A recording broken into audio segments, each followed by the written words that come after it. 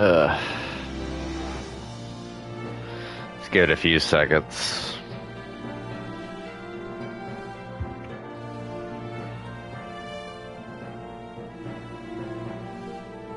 Also gonna turn down my volume.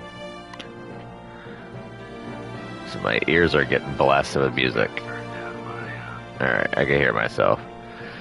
Hello everyone, Bubble Ninja 720 here, bringing you part 141 of my live stream playthrough for Final Fantasy XIV. I'm not going to do too much yelling. I'm still not doing too hot, health-wise. It sucks, but I got some stuff knocked out. So, basically, I found out one of my favorite squadron members. I finally found him.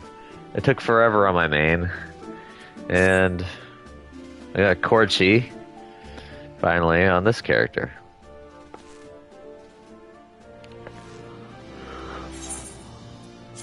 We are going to replace Relthoda.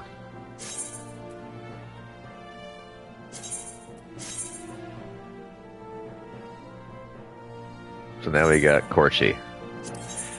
And now everyone else can go. Gotta go ahead and put my squadron up. No, actually we'll keep you. We'll put you on. Start leveling Corchi up a little bit.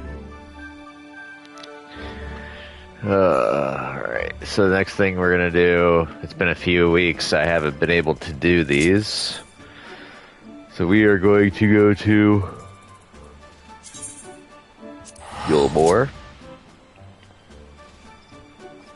And we're gonna go knock out Kaishir stuff.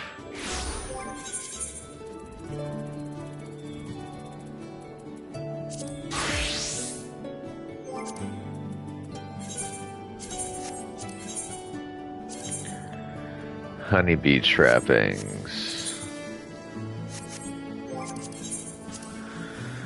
Oh man. I need 3 honeybee materials. Where's Dodd at?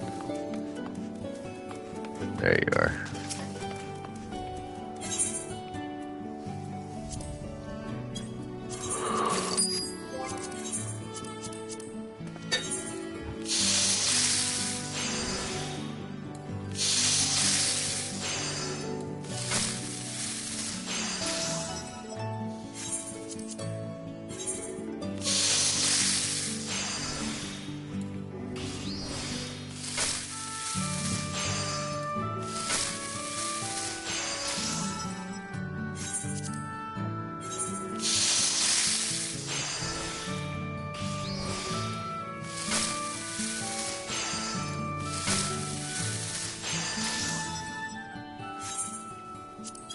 Alright, so I got all 3 made. Alright, Kaishir, here you go.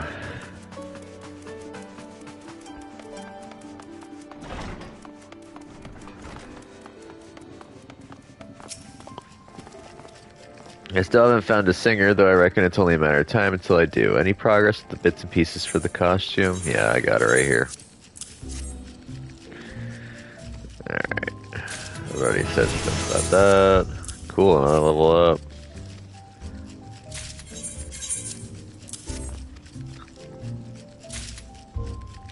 I'd say we got enough bits and pieces to put together a pretty decent costume, and I'm happy to say I found a singer.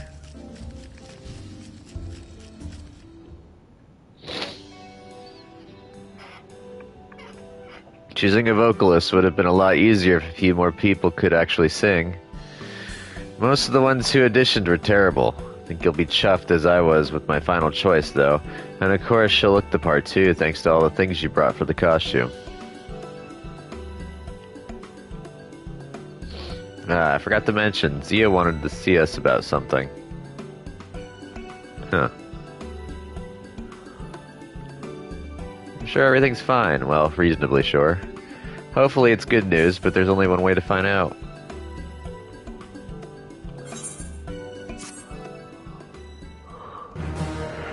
Yay, I'm a pillar of the beehive. Ugh. Cashier is overjoyed with your efforts. He now considers you a pillar of the beehive.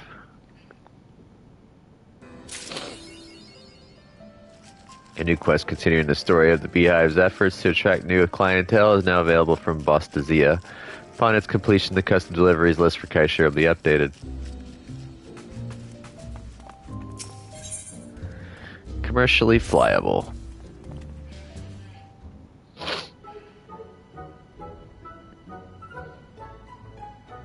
Ah, you're just in time. So, is our new singer's costume ready? It certainly is.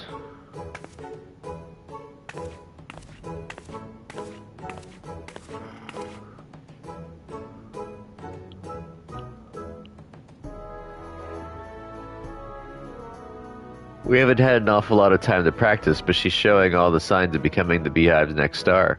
In fact, the queen bee himself has already given her his seal of approval. Still, it was Kaishir who discovered her. Perhaps you finally found your calling in life.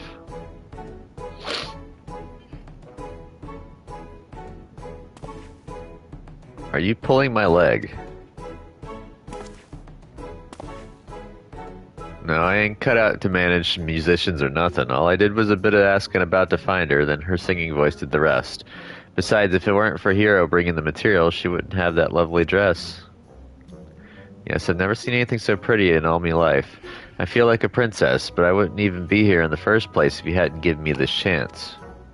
I just hope that I could repay you for everything you've done for me. Thank you from the bottom of my heart.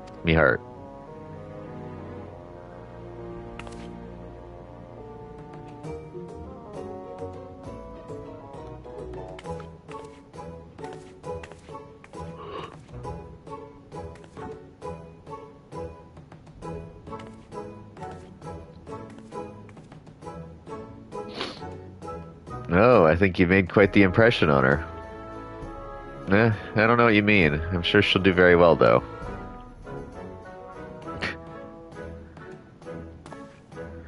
Of course, we can't stop there. We need to find more customers, but I'm not sure where to try next. Since you've already covered most of Kalusia, maybe we should try elsewhere. Right, there are only so many people on this island that would be interested in a place like the Beehive. A couple of ideas spring to mind, but I need a bit more time to mull them over. If you come and find me later on, I should have worked something out. I'll be right over there. Alright, I better put my thinking cap on.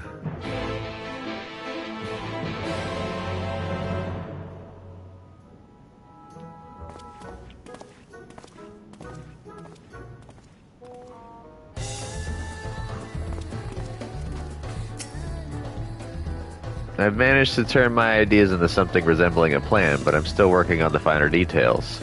Like we was saying, most of the people in Kalusia who'd consider coming to the Beehive have been here by now, and a fair few of them even came back, but that means that if we want more customers, we'll have to bring them in from elsewhere, which is to say across the seas. Thing is, even if they like the sound of the place, they're hardly going to jump on a boat just to come and watch a few dancers and sip a bit of wine. We need a faster, more convenient way for them to get to Yulmore. Ah, you look like you've worked it out. So what's the answer to all our problems? Airships! Haha, as the saying goes, clever people think of the same things. Or at least I'm pretty sure that's it. Anyway, is that a brilliant idea or what? The other one was a Morrow, but they're not going to have a Morrow here. There is one problem, though. A long time ago, there were flights from Yulmore to all sorts of places, but that ended with the flood. Sin Eaters made it impossible to fly anywhere until Vothri came along, that is. I went and asked Master Chai whether we'd be able to set up an airship route between here and the Crystarium. Poor bloke's got a lot on his plate, but he was kind enough to say he'd consider it. As a matter of fact, I'm about to go and see him again now. Do you reckon you could join me, seeing as you're familiar with the Crystarium and all? Sure. Great, let's get going. This place is the army headquarters. The place is the army headquarters, and we're supposed to make ourselves known to Colton.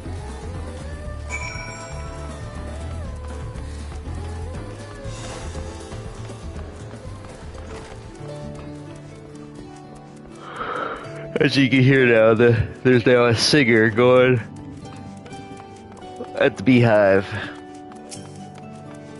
I think I have to go down to the mainstay.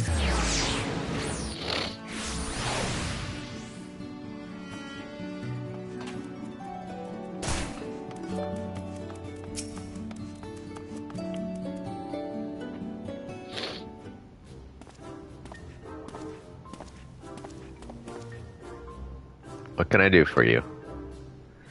We're here to see Master Chai. About the airships, right? I've been looking into the feasibility of such a proposal, and I believe we now have all the information we need. He'll be here in a moment to inform you of his decision.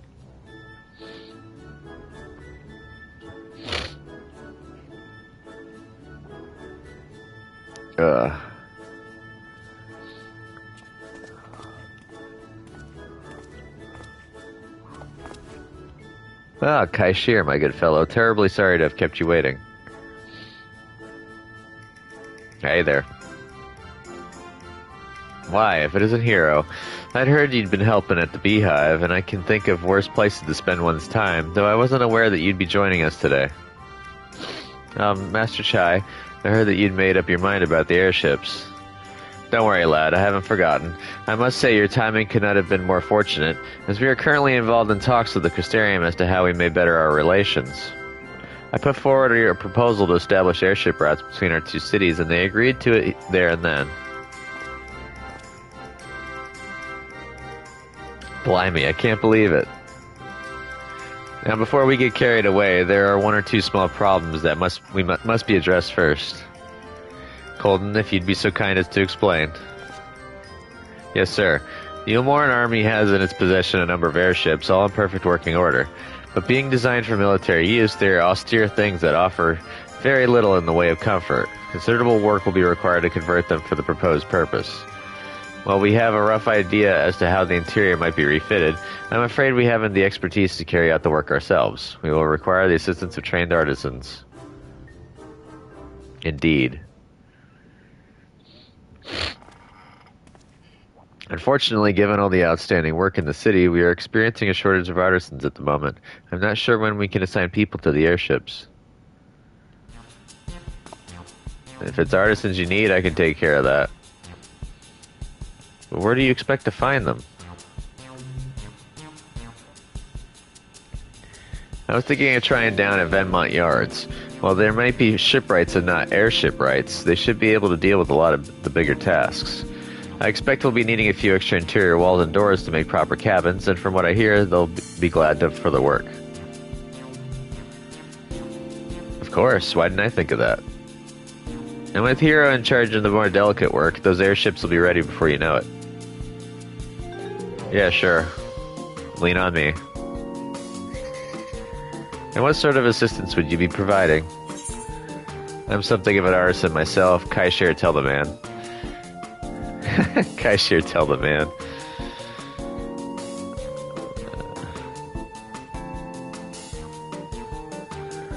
Hero here is an artisan himself, one of the best, in fact. Surely you jest. Not only are you a peerless warrior, able to best even the likes of General Ranjit, you're telling me you have other talents. Bally hells! If you're even a fraction as good at that as you are at smiting evildoers, say, would you be interested in joining Daedalus Stoneworks by any chance? We could use more skilled folk such as you. Jesus criminy, I'm having a horrible time. Master Chai, I don't mean to be rude, but Hero already has a job helping me at the Beehive.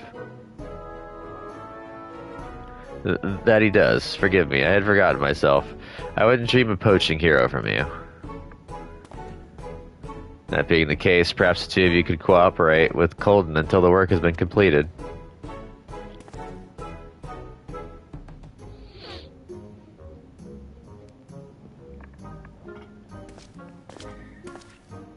Here's an outline of our improvements we wish to carry out. If you could provide the listed parts and materials, we soldiers could deal with the heavy lifting.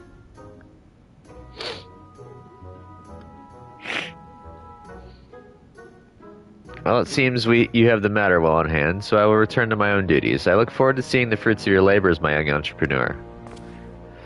We won't let you down, sir.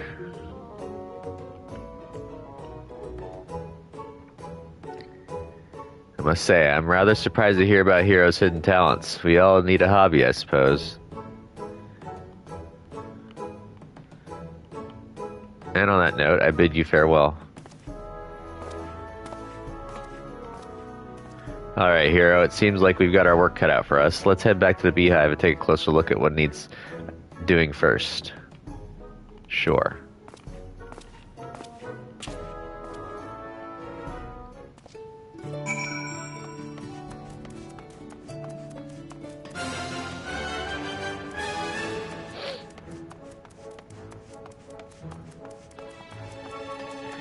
Once we do this and Monago stuff, we're going to go back to Nidana.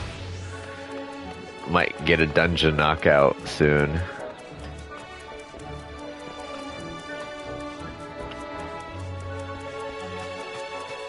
I think I chose Thavnair first when I played my main as well, because I wanted to get the rods at Han.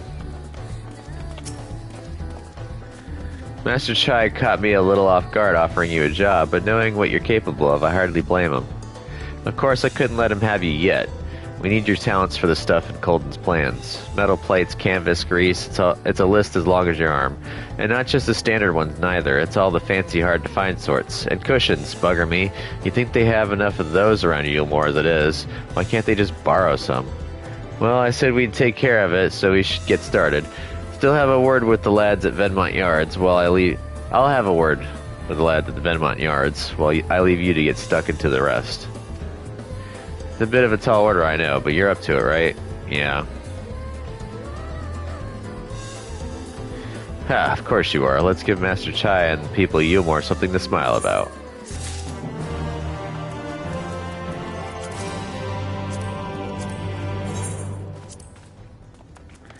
I need 3 airship fittings.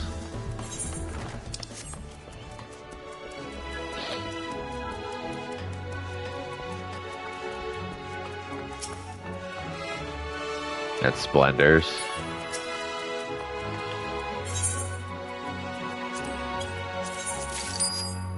About to get my next mill.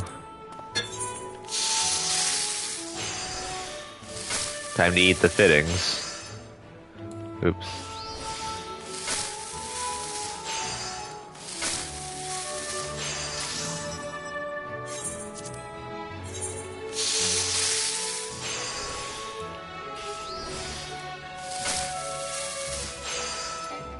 Oops.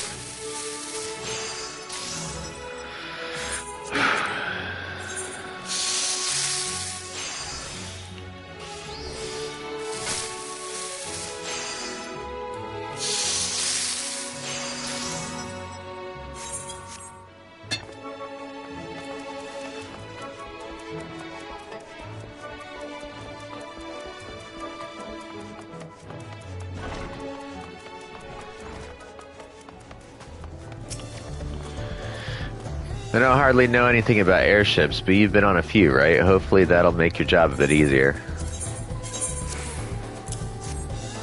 Well, I managed to get a lot of the basic materials from Venmont Yards. You're the only one I know who could put together the trickier things on Colton's list. I won't pretend I know much about airships, but I do know quality when I see it. It looks pretty damn good to me.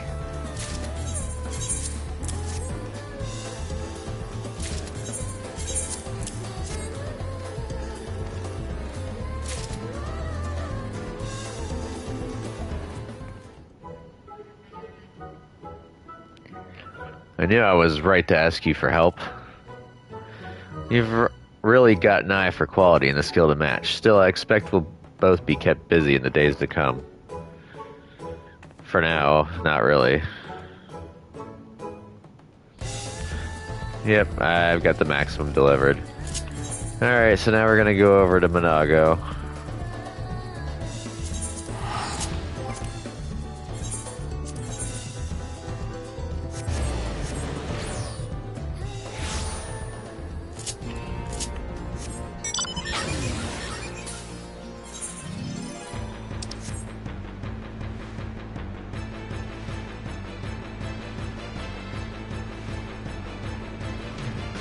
Oh wait. Probably be a good idea to check and see what I have to do. M-Tribe Sundries. Let's go and make those first.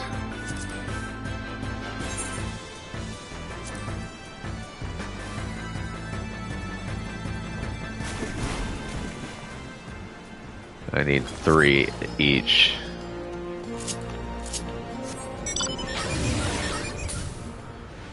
So that means I need a total of 9. Yeah.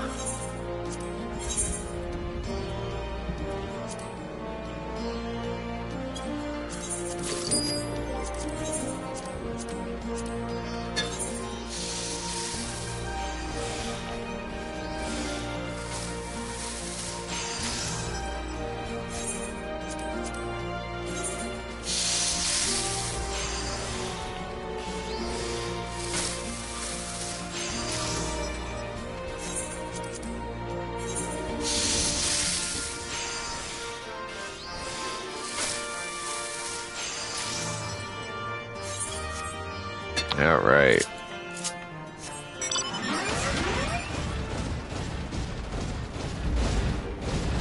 So I heard the next patch is coming out before the end of this month, and they're doing a few quality of life changes that would be a lot nicer.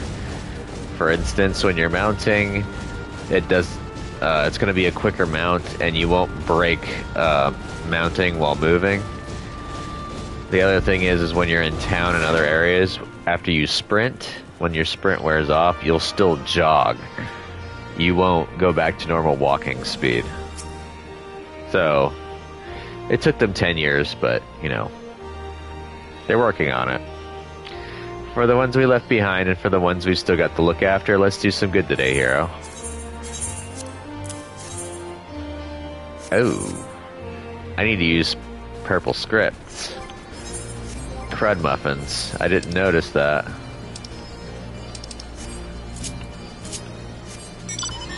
Well, let's go spend those first.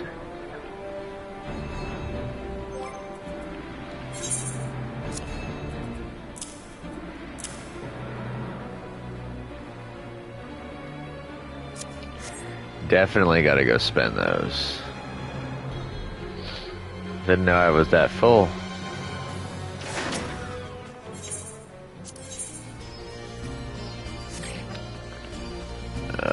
Script exchange.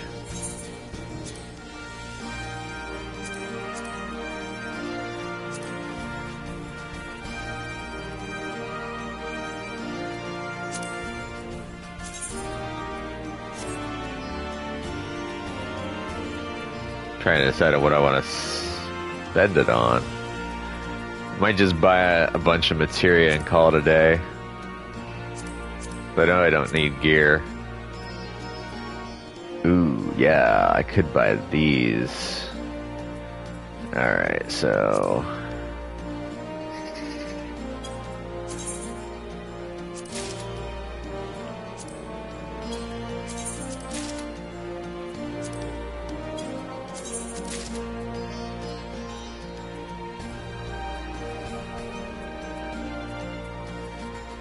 Oh, I bought the wrong ones. Crap.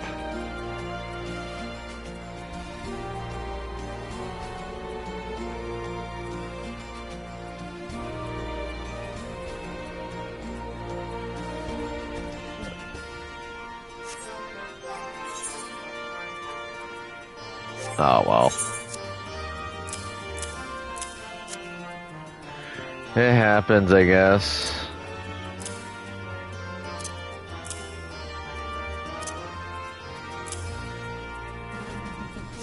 Oh, well.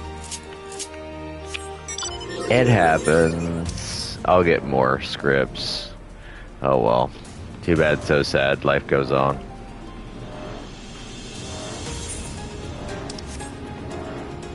That's what happens when you're in a rush. Haste makes waste, all that jazz. Alright, time to go make more scripts.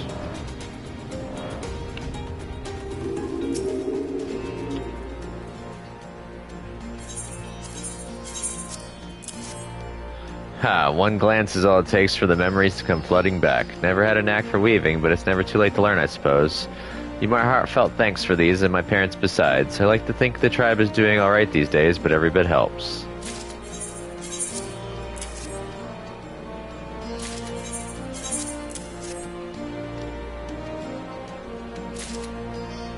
Thank you so much for all your help, hero. I think it's safe to say that the tribe will be overjoyed to receive these supplies.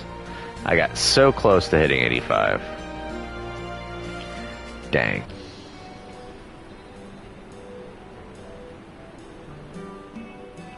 Everyone in the village was overjoyed to receive our supplies. Both the quality and quantity surpassed our expectations.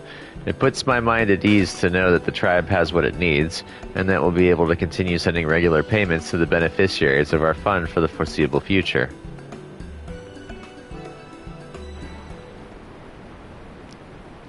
Mother, what are you doing here in the Reach? I know you're awfully busy with your duties in the fund, but there was something I wanted to say when you visited before but couldn't. Come home, Nago. Alamigo is free. You've done enough for these people. Come home and be with your family again. Mother, I have responsibilities here. The families of your comrades I know, and I think what you're doing is wonderful, but I worry you place their needs ahead of your own. You deserve to live your own life, to do what you want, what makes you happy. I'm doing what makes me happy, Mother, don't you see? Helping these people in this way, and there's so much more we can do. I know it's not the life you had in mind for me. It's not what I had in mind when I was younger either. But after everything I've been through, everything I've shared with my brothers and sisters in arms, I can't just walk away. It won't make up for what they've lost. No amount of gil weighs the same as the loved one's soul, but it's better than nothing. So no, I won't go back. This is the life I chose, and I've no regrets. Still have that same fire in your eyes and steel in your voice you had when you said you wanted to join the resistance. Can't blame a mother for trying, can you? I respect your decision, and I'll say no more on it. All I ask is that you come and visit more, much more. I'll see what I can do, Mother.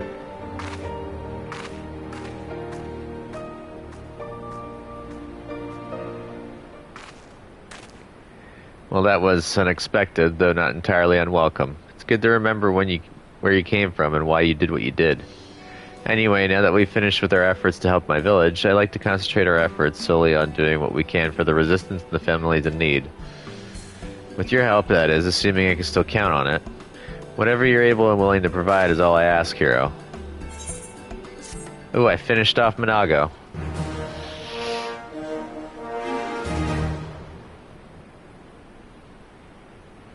Monago could not be happier with your efforts. She now considers you a champion of widows and orphans.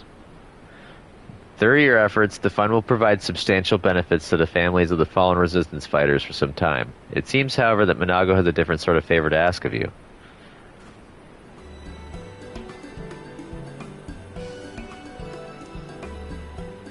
So I imagine you're wondering exactly what sort of deliveries I had in mind. Frankly, I say why not focus on ourselves and what the resistance could use. Materials always appreciated, among other things. Rebuilding Alamigo is going to take everything we can muster. Artisans like you will have a reliable client in us. Everything you've got and more, we'll take it.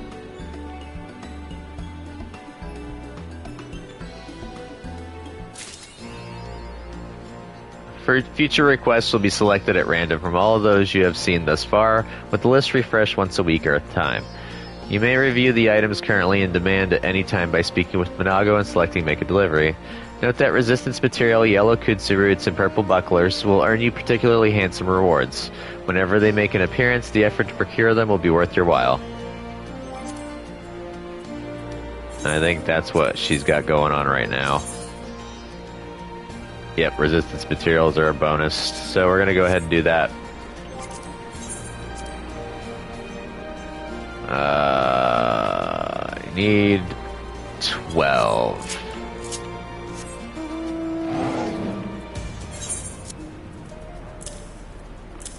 I still can't believe I bought the wrong ones. Crud muffins. Oh well, worst case scenario, I can always take them over to Metamix.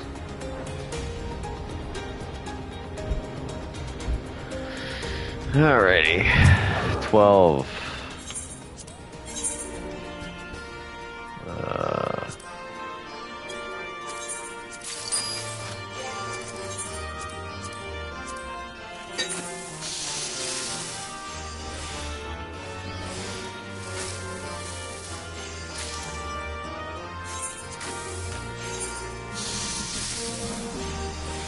Well, this definitely levels me.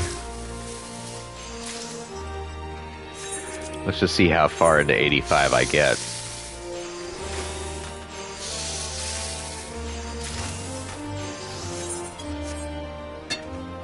Alright. Also, did I learn new crafting? Hey, Lefty. I did learn new crafting.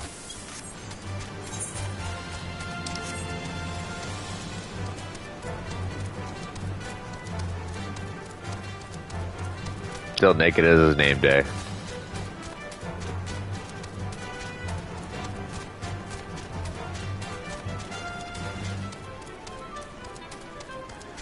Alright, after I do these turn-ins, it'll be story time again. You have a heart of gold, hero. We could never have come this far without you. You're a godsend, and that's no exaggeration either. Can't even begin to tell you how many ways we could put this material to good use. I think they just spelled material wrong. The fight never ends, friend, it just changes. The resistance is still needed all across Kiribati, and contributions like yours are invaluable. Thank you. Whoa, that was a huge bump.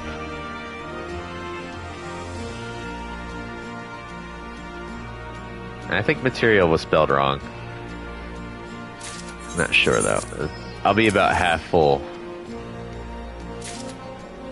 Yay.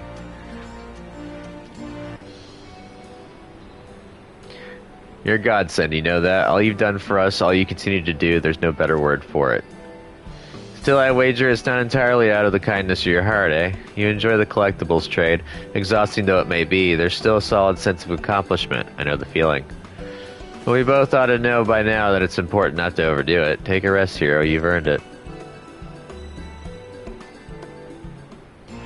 And yeah, I maxed out in Manago. Till next week. Let's see, how many... I went back up to $2,000. Alright, so we're going over to the Great Work.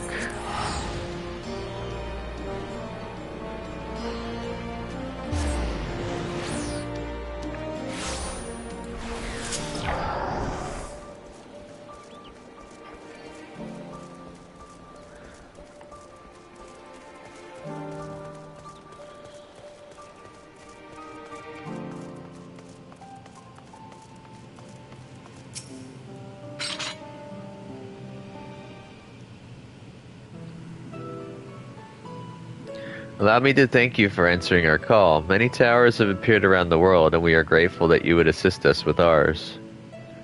Though Kryl herself is tied up with another investigation, Hero is an eminently capable substitute, and we will spare no effort to aid you.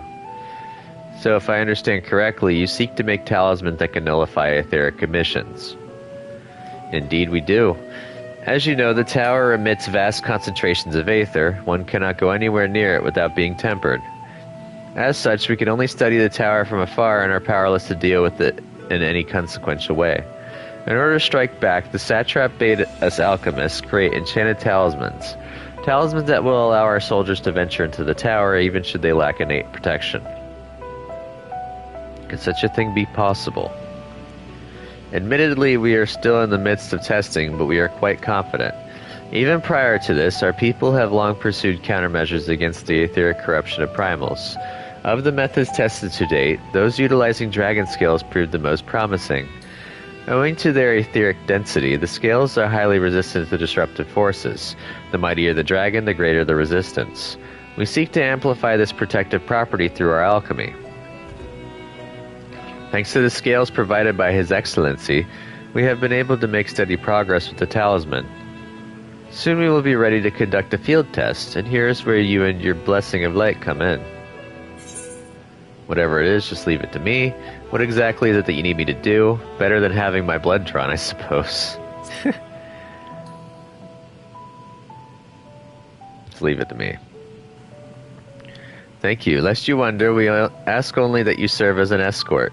I will explain in greater detail later, but you will be venturing into the tower's field of influence. And so, for your own safety, I would first test how well your blessings shield you, with your permission, of course. Go for it. In that case, Ryanje and I will find other ways to make ourselves useful. Seeing as you all work to the point of collapse, I suspect you could do with more hands. I would be grateful for any assistance you can provide.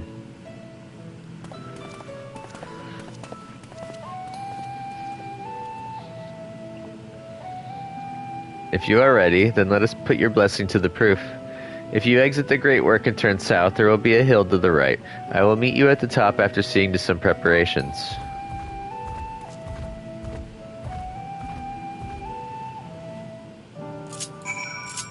Actually, I want to talk to Varshan.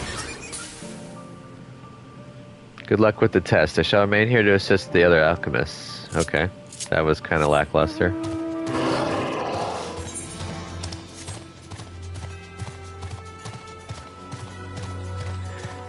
The other thing about knocking out those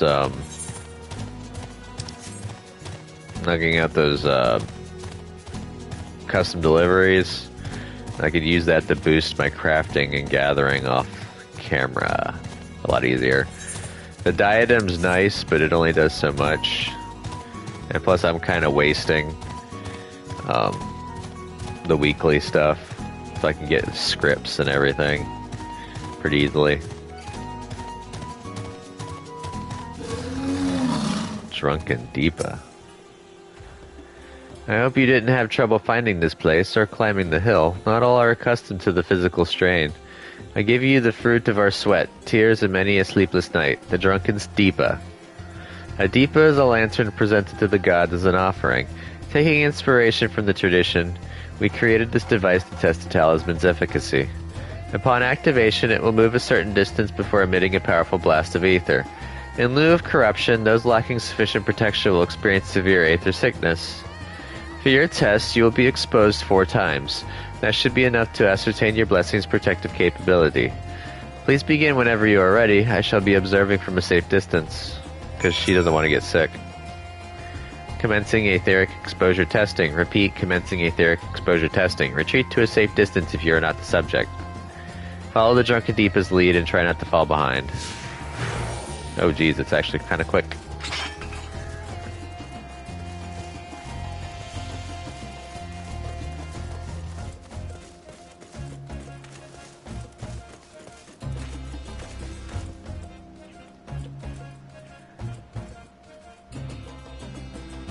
I guess I gotta... Nope, I don't talk to it.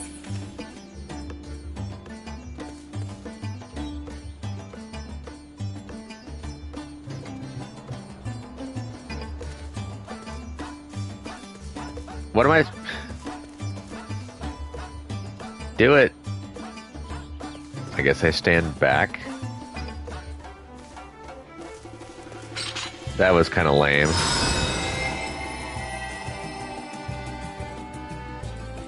You're struck by a powerful blast of ether, but suffer no ill effects.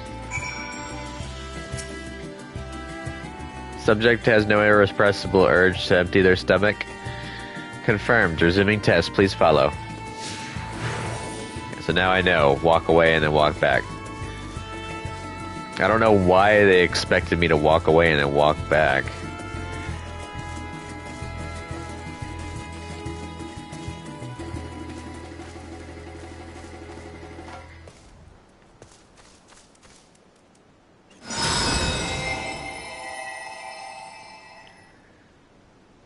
You are struck by another powerful blast of ether, but suffer no ill effects. Subject stomach and bowel integrity holding. Confirmed. Resuming test. Please follow.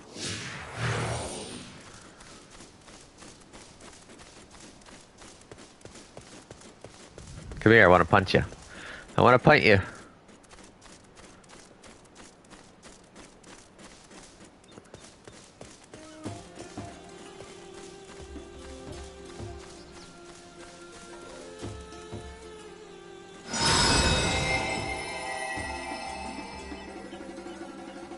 You're struck by yet another powerful blast of ether, but suffer no ill effects. The blessing of light appears to be keeping you safe from harm.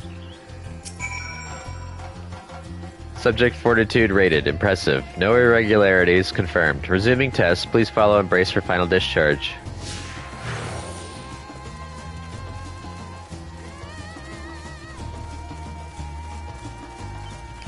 It goes right up to Nadana.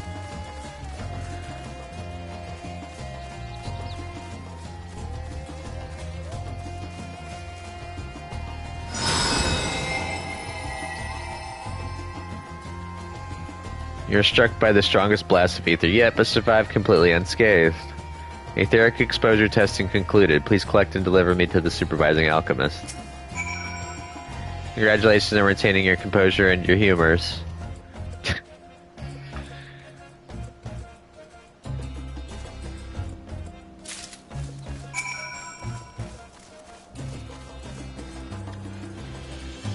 Ah, you've returned and not on your knees. A promising sign, but come, let me take the deep off your hands.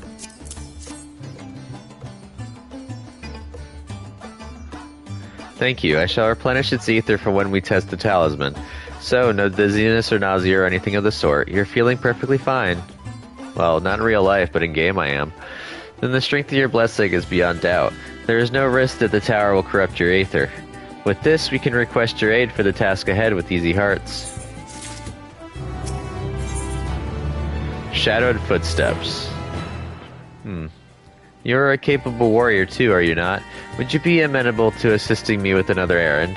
You see, our talisman requires the use of a special ink, but we have exhausted our stores of a key ingredient for it, spirit weed. The herb grows not far from here, and I would like to go and harvest some. With the recent spate of kidnappings, however, we Arcasadora travel alone at our peril. Will you not come with me as my escort? I would compensate you for your troubles, of course. Oh, I love escort missions. I'm in your debt. Without further ado, let us head to Kajaya's footsteps. It is situated on the road which runs east of the Great Work. Yeah, run ahead. At least I don't have to walk and follow.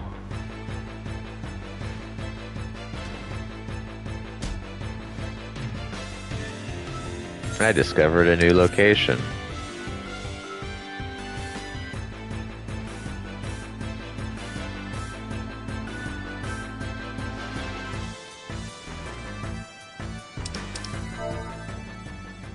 Gotta say hi.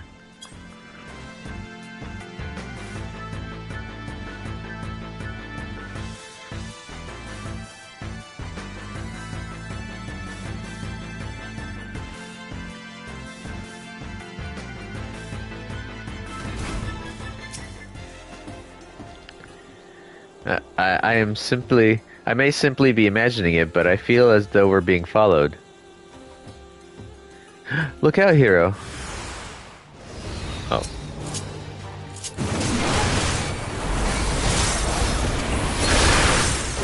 Eat my crits.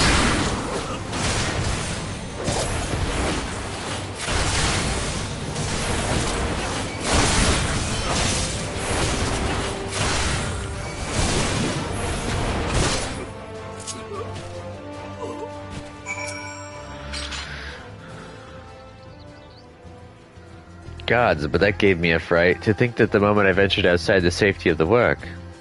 Thank the sisters I asked you to come with me. You're alright, I hope. Never better. Good. Let's continue on then. It isn't far now, just through these pillars and up the rise.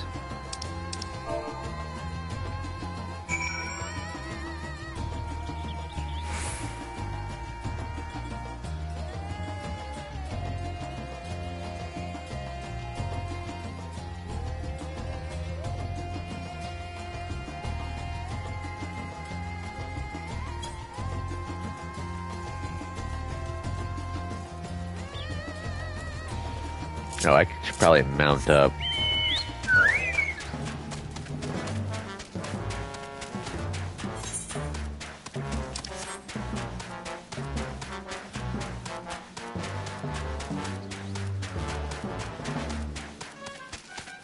Pisakas, huh?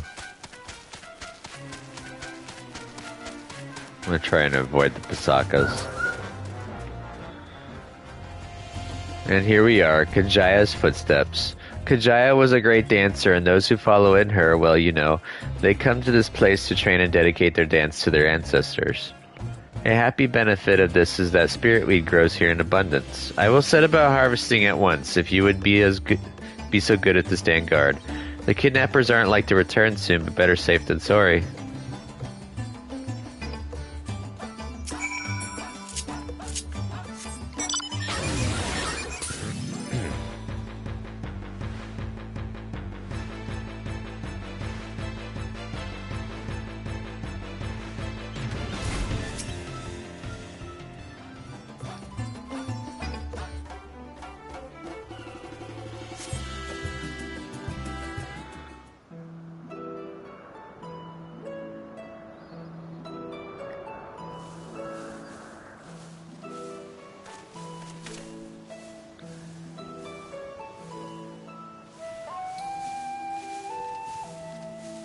Yes, that would be Radzad Khan. Hardly anyone has been allowed in or out since our troubles with the tower began. Convenient. The faithful citizens huddle inside the city walls, and commerce has all but ground to a standstill. I pity the satrap, the trials he must be facing. What can you tell me of the satrap? Do you trust the satrap? I'm gonna ask what they know of him. Or her. Well, No, he is the most important person in Radzad Khan. Long ago, this island was home to two tribes of Matanga, the Gajasura and the Arkasodra. When the Aura came to these shores, it was the Arkasodra with whom they joined forces. Together they defeated the warlike Gajasura, forcing them to flee Thavnair altogether. Peace and prosperity reigned for a time, until a clan of Hjor from the mainland decided they wanted the island for themselves. It was a direct ancestor of the present satrap who arbitrated that conflict and welded the warring factions into the nation we know today. And ever since, a member of that esteemed lineage has inherited this somewhat unique position. You see, by and large, the state is run by the people. But when problems arise, it is the satrap who mediates a solution. The stability provided by the satrap is what has allowed Radzad Khan to thrive all these years. And it was the satrap himself who entrusted us with this duty. We will not fail him, nor our countrymen.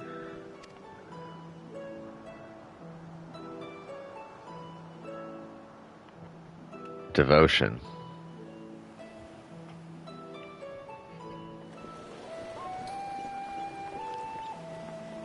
What is the delay with the vessel? I told you I need to adjust those ratios.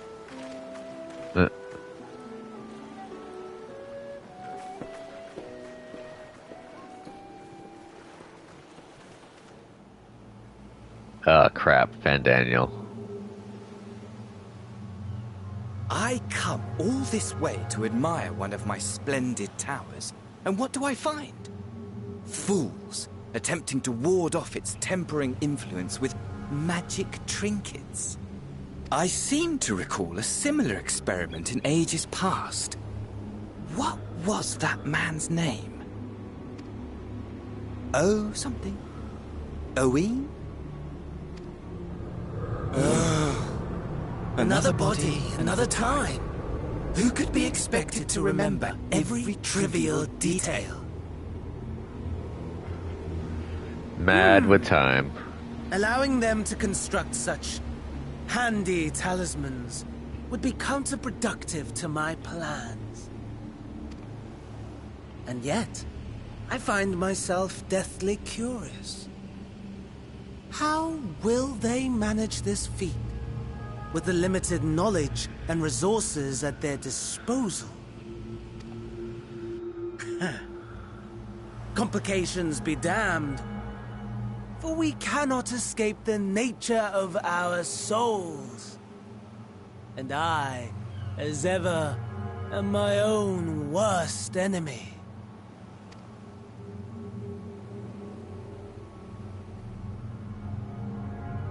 Yeah.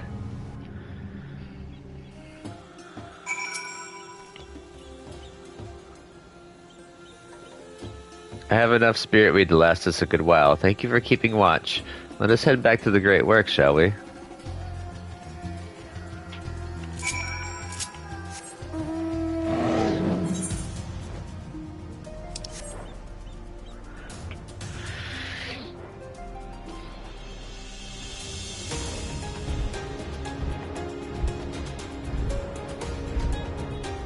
The Lapras can't fly.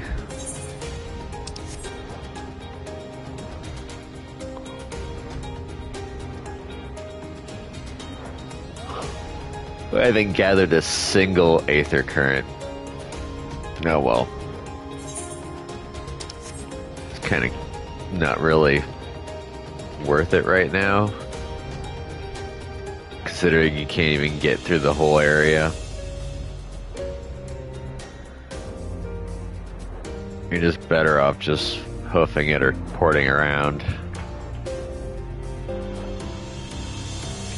I'm hoping to get to the dungeon here before this is over. It would be nice.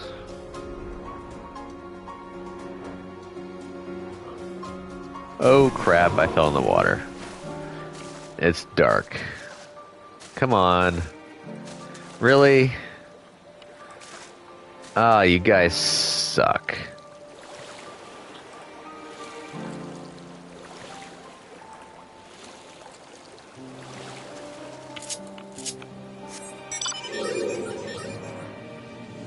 Alright, let's try this again. This time, let's go on the stupid bridge and not fall in the water. Thank you. Good job. I managed to stay inside the lines this time. Hero, my thanks again for your assistance. With your help, we're at that little bit closer to completing our talisman. This isn't much, but please accept it as a token of my gratitude. A boy's errand.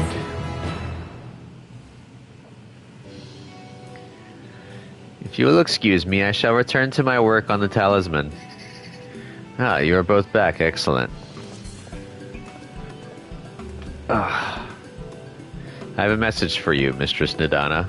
It would seem the stores of Giant Skull are running low. What? But when last I looked, there was still plenty. I suspect that was before Urianger told everyone about their tempering cure, and Astidian shared his knowledge of dragons. Your peers have since been inspired to fashion a number of new talisman prototypes. I see. Well, if it leads to new possibilities, then far be it from me to complain, but we will need to replenish our stores. I should be happy to tend to this if you like. As much as I appreciate the offer, my dear boy, I can't in good conscience send you out there alone while kidnappers are at large. Hero, loath though I am to press another task on you so soon, might I ask that you fetch the Giant Skull? In case you're not familiar, Giant Skull is a type of ore found on the island. Owing to its hardness and ethereal conductivity, it has applications in many disciplines, alchemy not least of all. The quarry where it is found, aptly named Giant Skull Grounds, isn't far away, so it shouldn't take much of your time. May we impose on you once more? Sure. I'm a bit of a miner. Thank you. Upon arriving at the grounds, please seek out a man named Zenua. He will furnish you with the ore. Never mind, I don't have to mine it at all. At the very least, permit me to accompany you. It so happens I have an errand of my own that will take me to the outpost nearby. May we borrow a pair of Hamza, Mistress Nidana? By all means. Do try to be patient with them. Those that survive are still in training. I will bring the Hamza to the entrance. Meet me when you are ready. I get to ride giant battle dodos.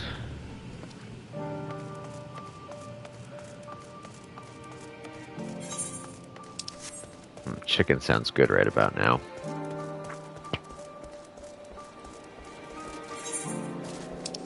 And I got another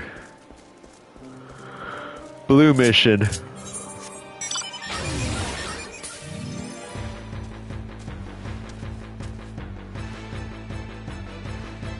Again, those would be useful to do if I was able to actually get everything situated.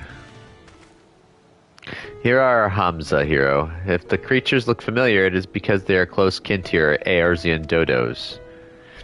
Hamza have long been kept as livestock in Thavnir, and many a hatchery may be found here. Alas, the largest of these was recently raised by monsters from the tower.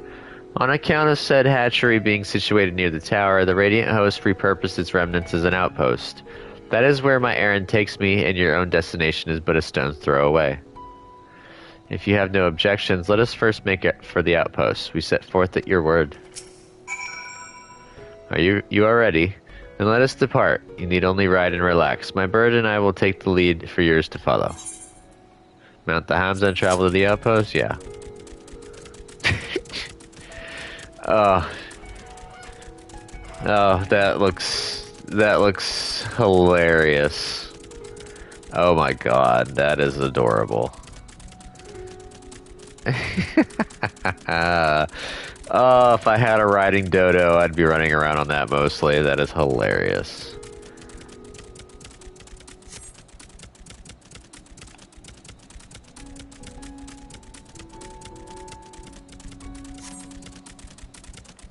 That spectacular formation stretching out over the water is called Khadga, a word which means sword. This sword, legend holds, was wielded by the Manasya against the Murga before it was cast down at conflict's end. To the left, and requiring no introduction, is the tower. As you can see, it straddles a small isle.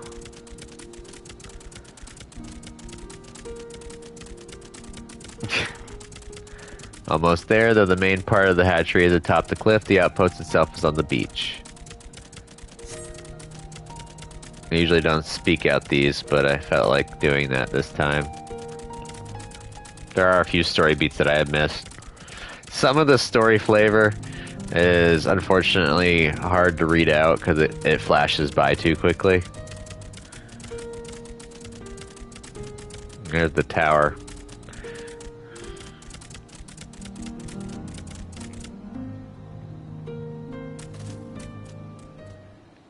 My camera angle kept resetting.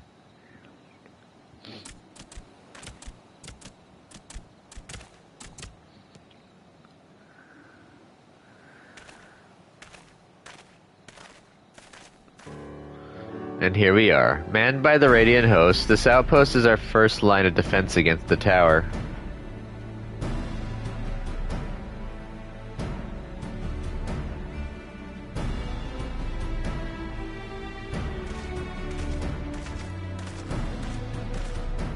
Well, well, who should it be but young Varshan, on an errand for the satrap?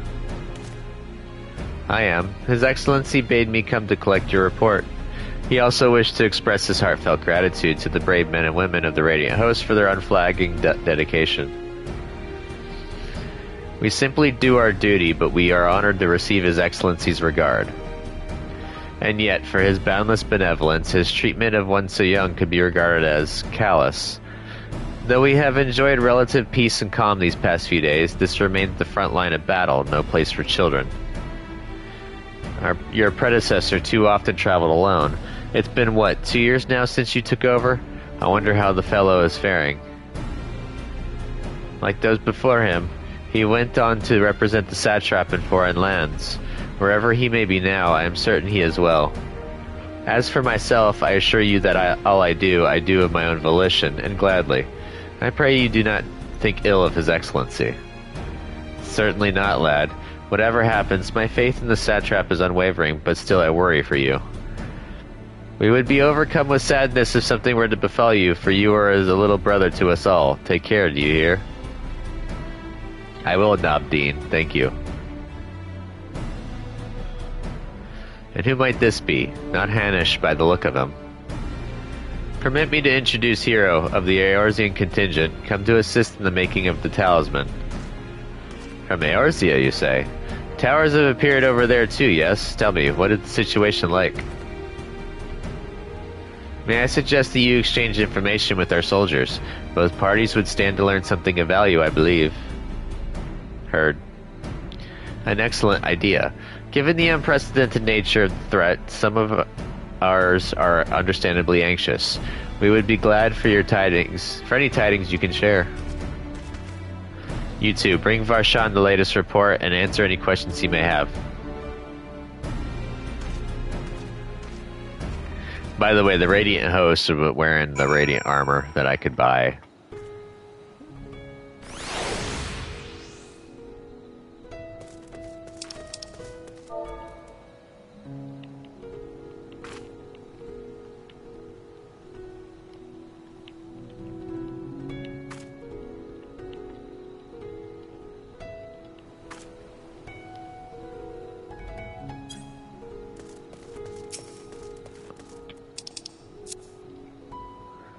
Hi, I've heard about you, the visitor from Eorzea. Is there anything you can tell us about the Telophoroi?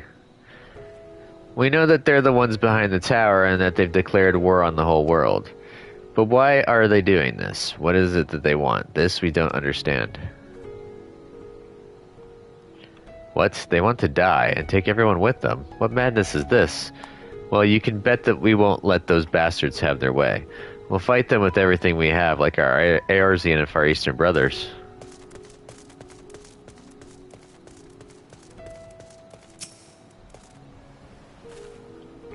You wish to know about the tower. To be honest, we know little and less about it ourselves.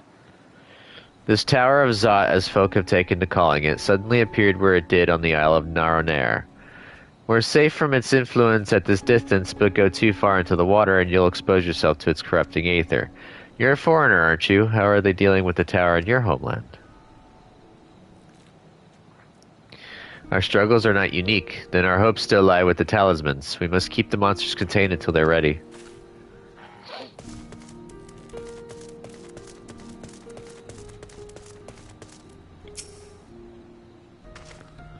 It occurs to me I have yet to properly introduce our company.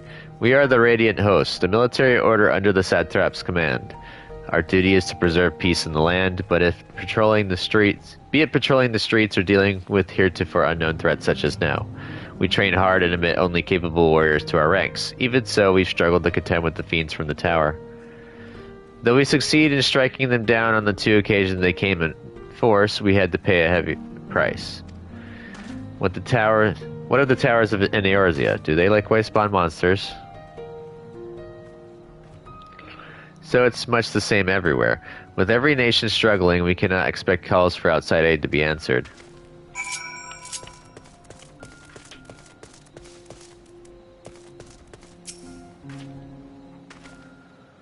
Finished speaking with the soldiers, have you? I hope it was as enlightening for you as it was for them. As a neutral nation and trading hub both, Radza ordinarily receives a steady stream of news from abroad. Alas, the stream dried up when trading vessels stopped coming. Amidst the dearth of information, everyone will have been grateful for your account. But come, you had best see to your original errand, as mine will keep me here a while longer. However, I'm afraid I cannot guide you the rest of the way. Worry not, the path is straightforward. You need but follow the road east. Upon the Hamza, you will arrive before you know it. Brief though it was, I enjoyed our time together. Till we meet again.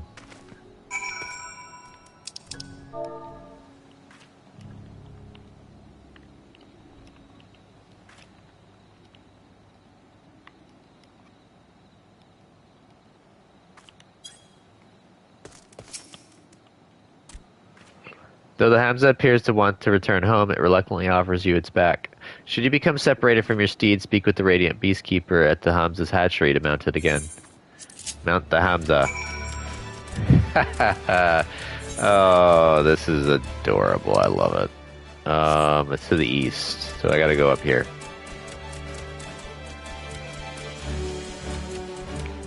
And the music just makes it even funnier.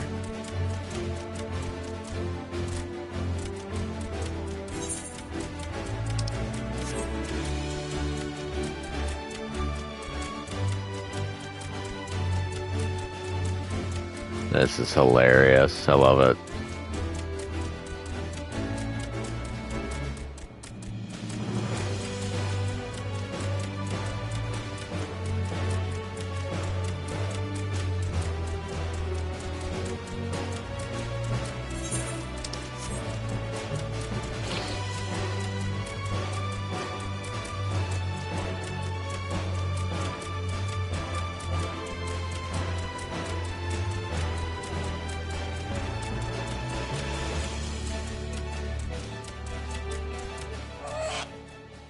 No sooner do you arrive at your destination than the Hamza dashes off.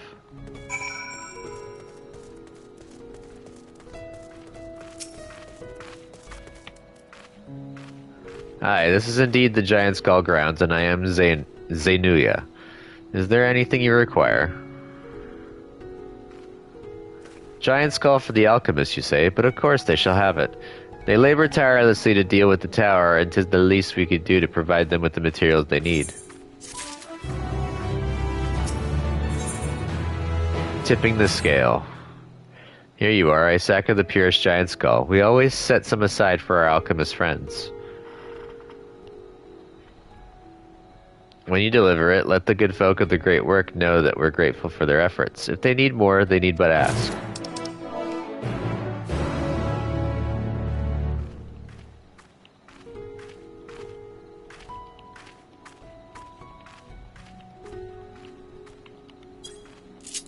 I'm just gonna pour it back to the great work. Whoa, there's a card.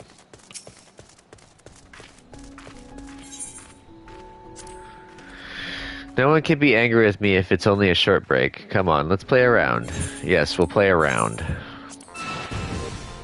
Chaos all open and same.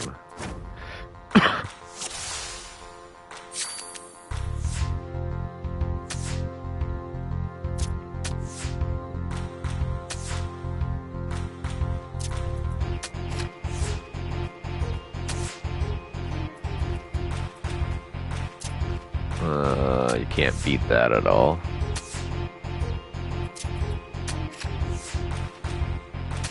I win.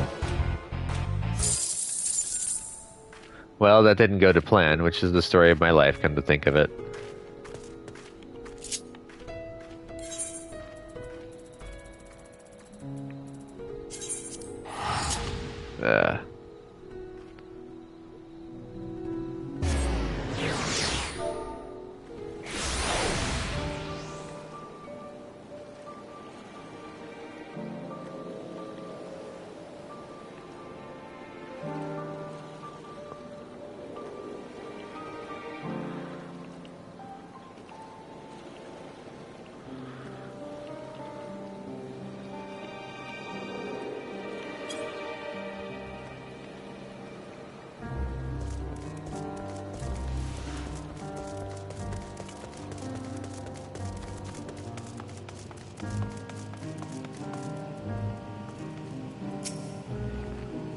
Ah, welcome back, hero. Dare I hope you have the giant skull.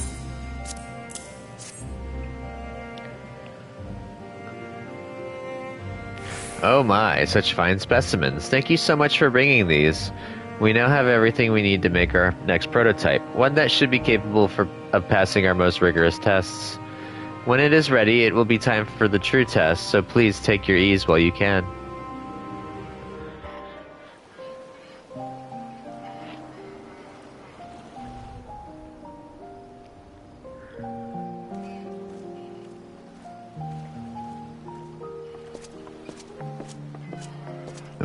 Oh, sorry about that. Excuse me, that snuck up on me.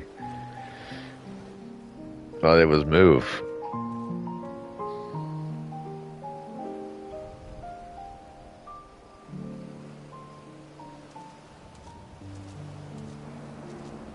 Am I gonna go stare at the tower? Nope, I'm staring at rocks and water. I see our taskmasters have allowed you a moment's respite as well. Yeah, barely. I'm surprised you're walking around, Estinian. You have to hand it to these alchemists. They are determined to see this endeavor of theirs succeed. I've never been one for blind optimism, but I sincerely get the sense they're close to a breakthrough. Yep. They had better be, or all this effort was for naught. The peoples of Eorzea, of the Far East, of Thavner, children of this star united in common cause against a dire threat. Yet ere they succumbed to suicidal madness, were not the Telophoroi born of her body as were we? They who cling to life and the promise of the morrow's dawn, against they who desire death and an ending of their own orchestration. The victors of this war alone will hold the right to answer the question of existence, of its meaning, and its worth. Poetic and ominous to a fault. That said, if it's an existential debate in nature, then our arguments might not be as persuasive as you'd think. Fandaniel wants to die and take everyone with him in an orgy of pain and suffering. An utterly vile and unforgivable idea. And yet, when spat upon by fate and wailing in the deepest pit of despair, who among us can say they have not entertained similar thoughts? There are nights black as pitch, bereft of hope, and no words of comfort can reach you. And it's all you can do to grit your teeth and choke back the bile. Oof. The more you see and suffer life's injustices, the more difficult they become to bear. Vengeance is nurtured in similar soil. Though your anger has a broader focus, the sentiment is much the same. A fervent desire to destroy others, to see them drown in torment, as you have. Sounds like That about sums it up. The will to endure is not always as strong as the urge to burn it all down and salt the earth. Survival be damned. It's a struggle, often close and brutal. basically they're talking from the heart because they've had some rough lives. Indeed. Well, I, for one, shall pray survival proveth more appealing in the end. As will I. Besides, our chances are much improved when we've the company of others committed to the cause of life. Our vengeful dragoon here is proof of that.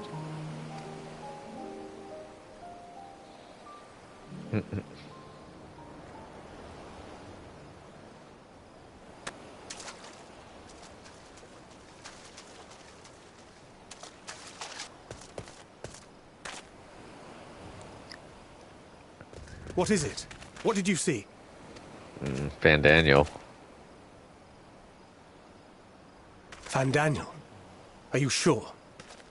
If he knows we've been working on a countermeasure. It holds. The vessel holds! This is the one! He lured us out. At long last!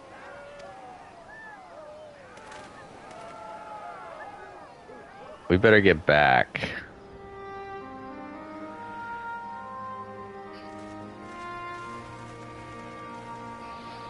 Look! We have finally created a talisman strong enough to withstand our experiments. Cool.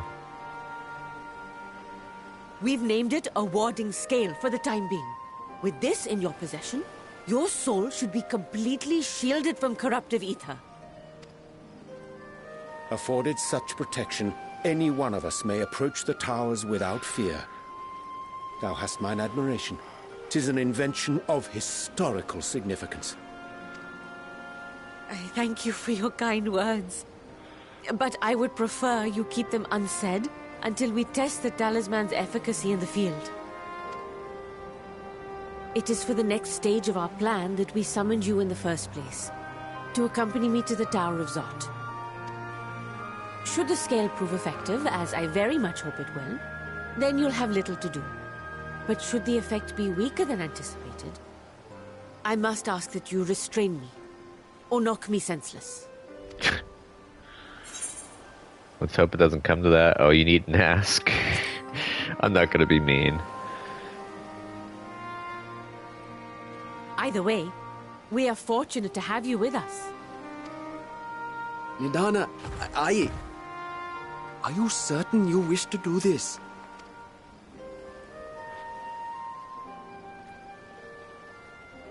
They're worried. If others are to trust our creations, then we must have faith in them first. And as the senior researcher, it falls to me to lead by example.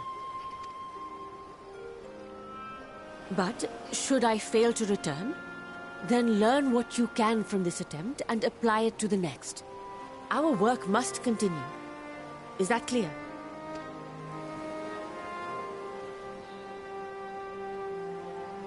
We'll keep an eye on the place while you're away. Assuming Daniel is lurking about, there's no telling what mischief he has in mind for us, or you. Be on your guard.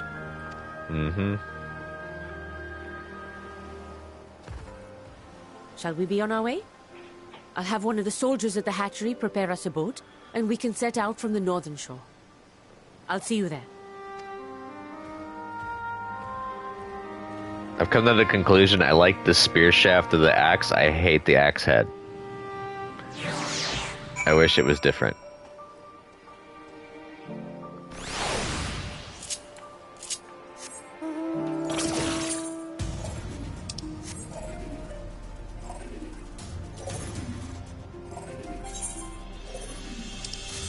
Absolutely abhor it.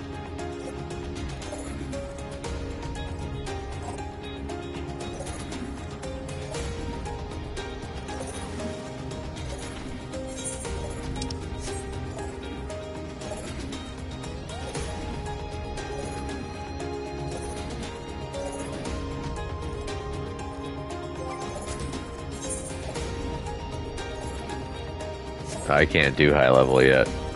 Or the max level, because I'm not level 100 yet.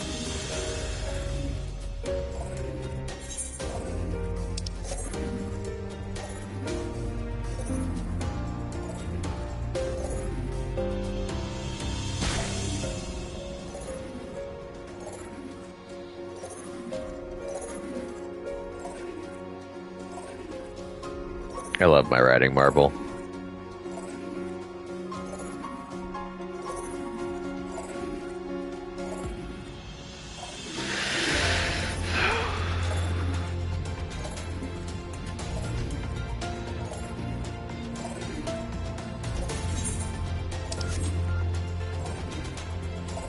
So once I hit 90 and I have a good set of gear, I'm gonna go back and we'll do some unsynced raiding and knock out the story for those, so that'll be fun. This is a rather finer boat than I had expected, but I won't complain. All that remains is to board and be on our way. Oh, and if I should become corrupted, do not stay your hand. Of course, I pray it does not come to that, but you must protect yourself. Other alchemists can fulfill my role, but you and your blessing are one of a kind, and perhaps our only hope for toppling this tower. For all our sakes, do not hesitate to do what must be done, whatever that may be. Well, the longer I draw this out, the more nervous I become. Let's be off. Head to the Tower of Zot when the Donna? Yes.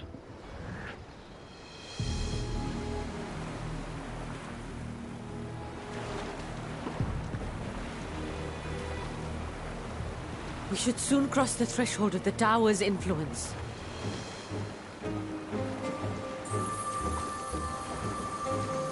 Any moment now.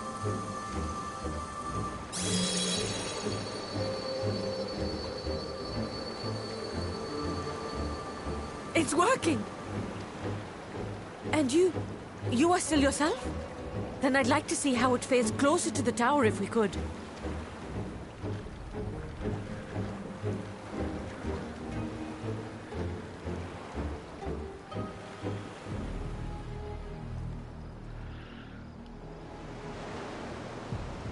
Walking right up to the front door.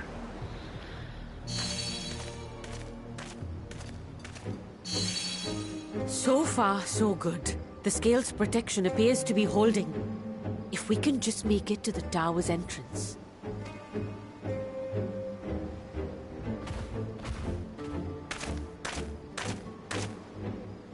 And she's running ahead. She's gonna get caught. A few more steps.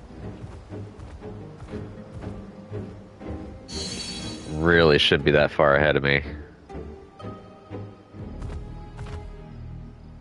Praise be to the sisters, we made it! And the scale has proven itself to be everything we hoped it would be. Now we can focus on production. Once we've equipped and returned with an entire survey team, this menace will soon give up its secrets.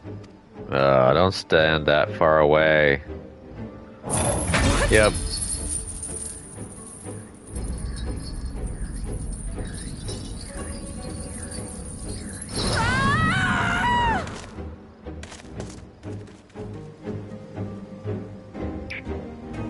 I warned you.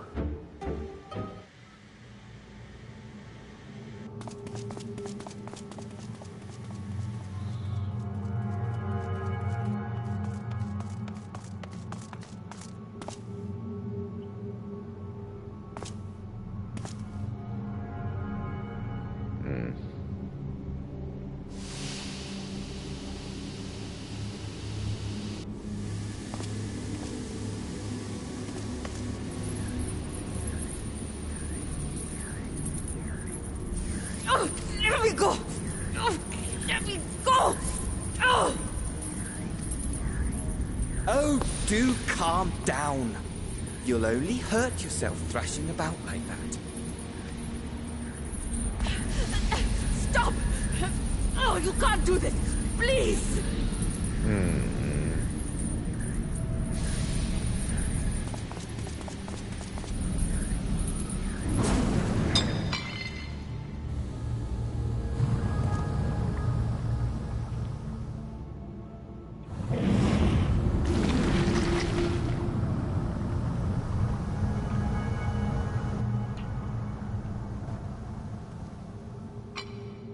A little late for heroics, I'm afraid.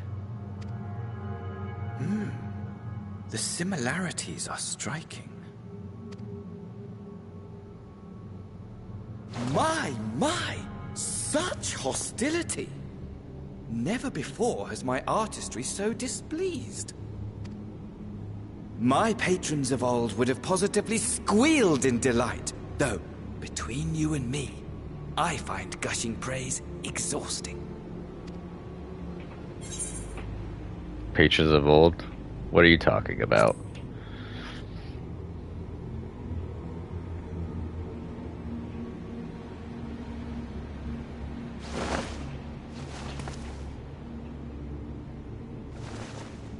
Allow me to tell you a story. Surely you've yet to hear the one about Van Daniel, the sundered Ascian. Just toss the I talisman. inherited the position and the soul of the Van Daniel who sat on the convocation in the time of the final days, theoretically speaking. Practically speaking, that fact is of no consequence. I was born and lived as, well, me. Eventually, I was recruited into the Ascians and imbued with the former Van Daniel's knowledge and memories, but I never felt that they were truly a part of who I am.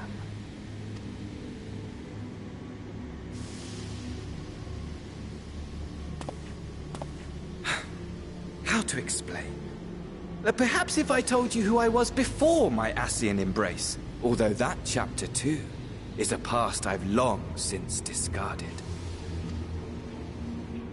I have it on good authority you've poked your nose into an Allegan ruin or two. Yes? Then I expect you've heard of me. The old me.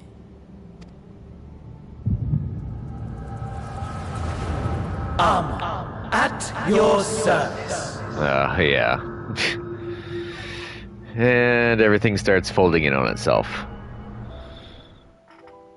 Imagine a nation of unbridled prosperity. Every need met, day after day of unbroken, unshakable peace. Existence fulfilled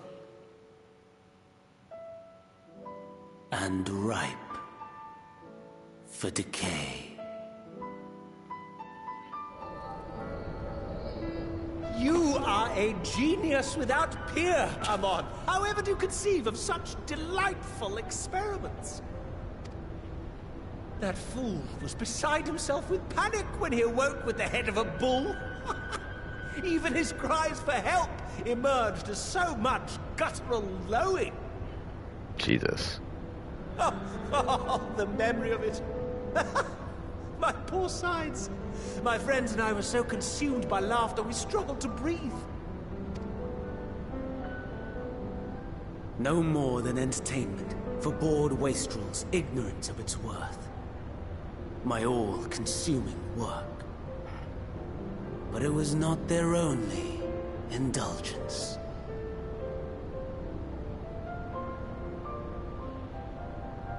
For they were ever hungry for stimulation. Slaves to the slightest hint that amusement was afoot. Our nation was ailing, but I would see the poison purged. I resurrected a legend, our first and greatest emperor.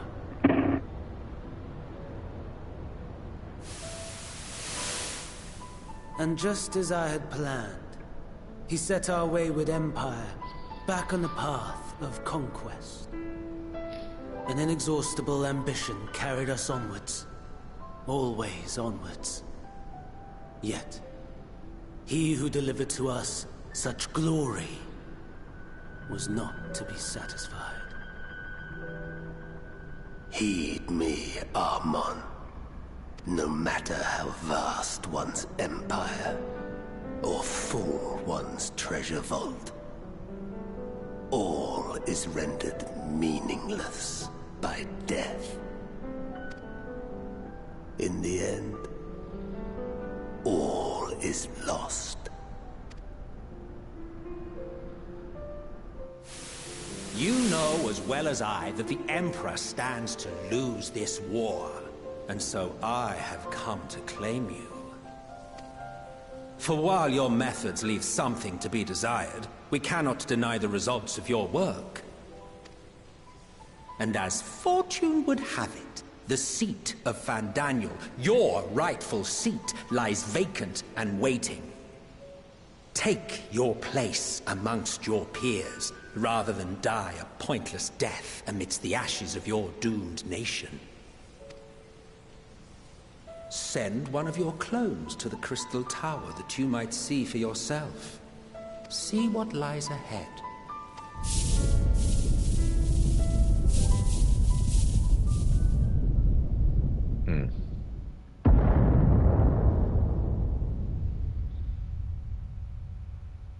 The fall of the Empire affirmed the truth. Majestic and tragic, as the Emperor foresaw.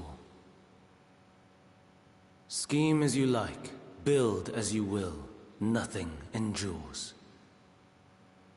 What is life but a brief jaunt ending in emptiness?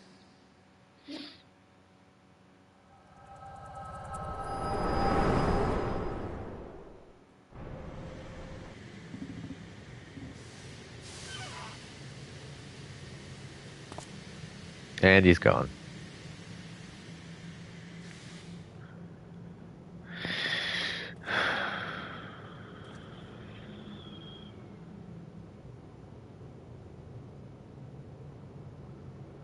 I gotta find a way. So easily distracted. Why, I almost left without saying farewell. As for your friend, you needn't worry. These pawns are far more useful to me alive as fuel for the primals. If you attempt to pull them free, they will die. So, enjoy tackling that conundrum with your comrades. We shall meet again! Not in one of these minor spires, oh no, but somewhere more suitably grandiose. Your favorite playmate is ever so eager to see.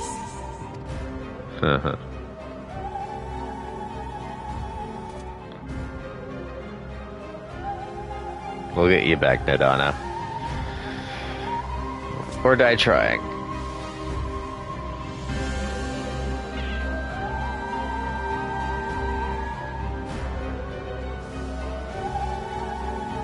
If y'all are wondering, this is the dungeon that I'm trying to unlock as the Tower of Zot. Ah, you are returned, but where is Mistress Nadana? Manusia Preserve. Just when we had succeeded in making the talisman. I must report this at once. Meanwhile, please return to the great work.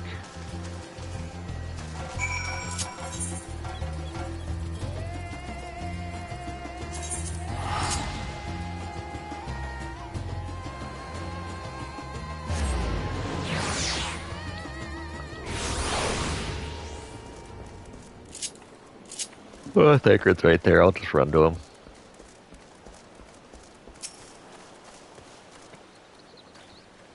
Something's gone alright, hasn't it? What happened? Fandaniel's what happened. So it was Fandaniel after all. Damn that bastard.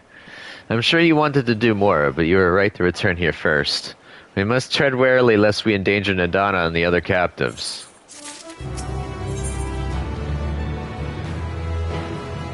The satrap of Radzadhan.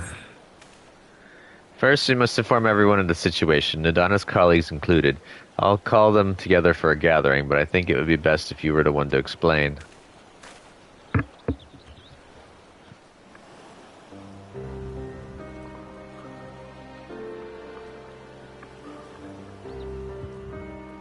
Oh, Nadana.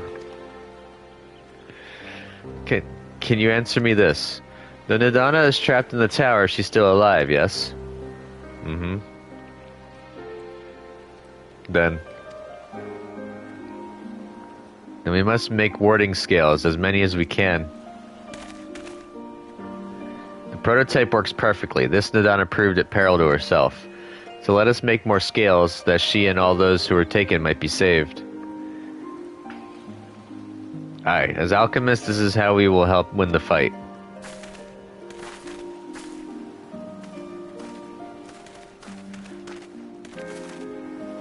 My friends, the satrap has been made aware of the tragedy. He offers his heartfelt condolences and reiterates his pledge to provide you with all that you require. To that end, he bade me give you this link pearl, that he might personally discuss the production of the warding scales with you. And for our Aerosian visitors, I bear an invitation. In her report, Mistress Nadana noted your vital contributions to the talisman's creation. This fact came to the satrap's attention, and in recognition of your deeds, he wishes to meet you. In addition to thanking you in person, he would also discuss further avenues of collaboration. And so, if it is agreeable, will you not accompany me to Radzat Han for an audience with His Excellency? Sounds good to me. We should be honored, of course. Closer cooperation between our lands can only be to the benefit of all. Then it is settled. Please come to the gates east of the Giant Skull grounds, and I will show you into the city.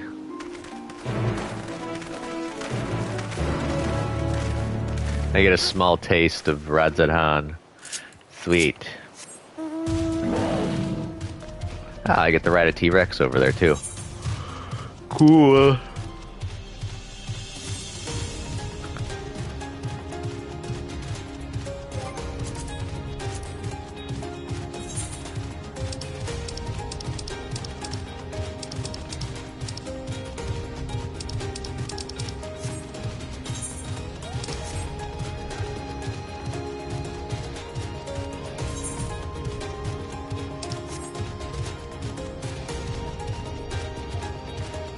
Wow, I'm super close to my next mill.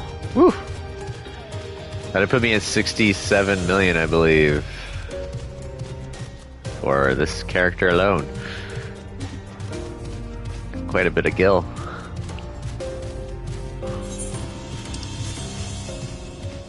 Although not as much as what a lot of other players have. A lot of other players, they are friggin'... Whoa. Hey.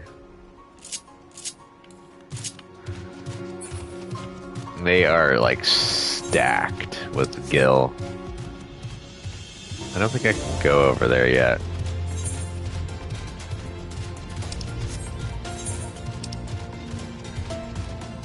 Palaka's stand. Yeah, I don't think it lets me go to Palaka's stand yet.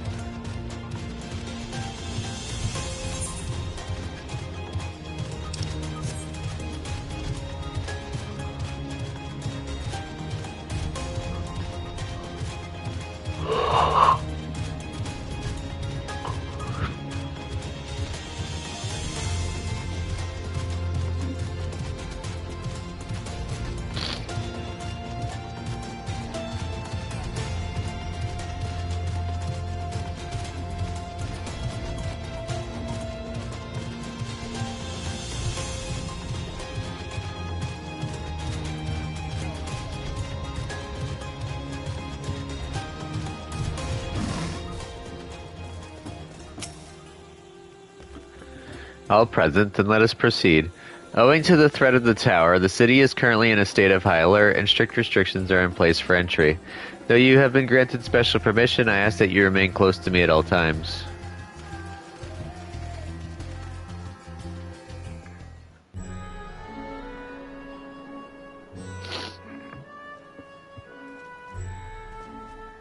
A vast rock squats upon Thavner, and to its stony surface clings the city of Radzat Han.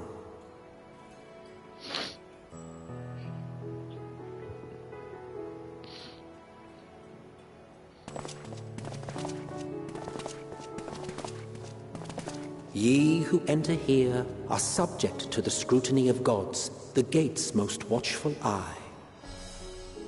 The orb which beholdeth the truth of all things.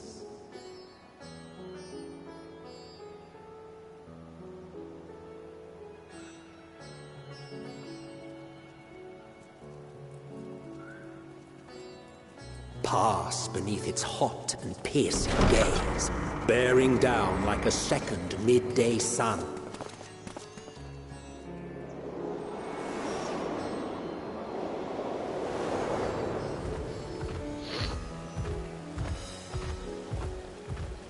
The fragrant haze, a mixture of sweet incense and acrid smoke. The cries of merchants mingled here with lively melodies accented by dancers' feet.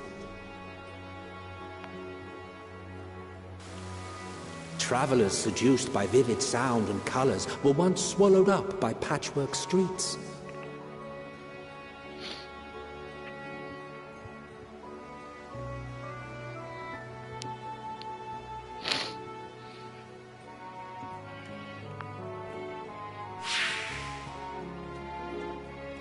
But no such scenes to savor now.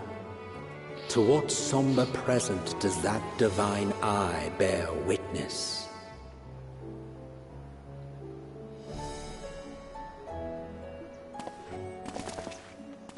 I kind of like Rad's at hand.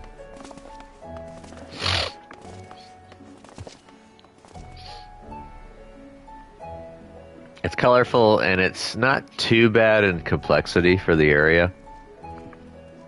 It's pretty decent, easily to traverse all of the jazz. I don't get lost too easily here. Here we are. Megadota.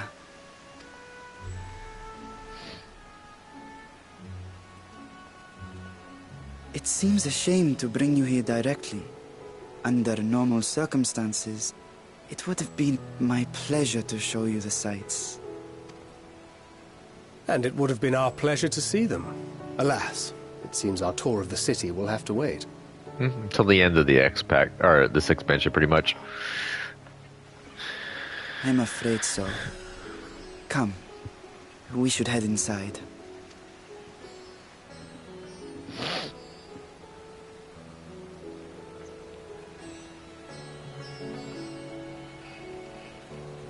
It's a very nice setup.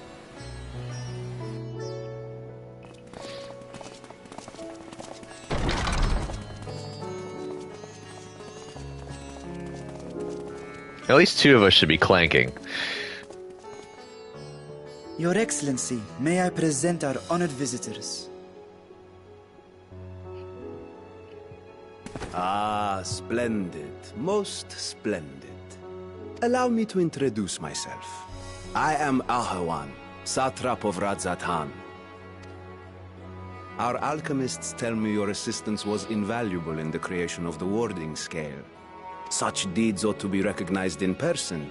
Thus did I have young Varshan convey you here forthwith. On behalf of my people, may I express to you our sincere gratitude. But Nadana, she was taken. Not everything went to plan. Yeah, Nadana she was taken. A regrettable incident indeed. Her colleagues insist that we honor her wishes and trust in the talisman, that it will be instrumental in saving Nadana and the others. I am eager to hear your opinion on the matter, so let us not stand on ceremony. Come, sit. I think not. This charade has gone on long enough. Show yourself. Forgive me, but were you expecting musicians, perhaps? There are no performers waiting in the wings at present, but arrangements could be made if you'd prefer. Nay, he hath the right of it. The time for artifice is past. Raise the curtain. As you wish.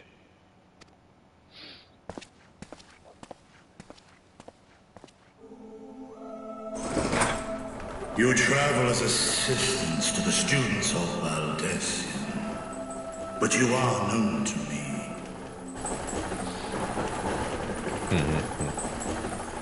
Even here have we heard of the scions of the Seventh Dawn.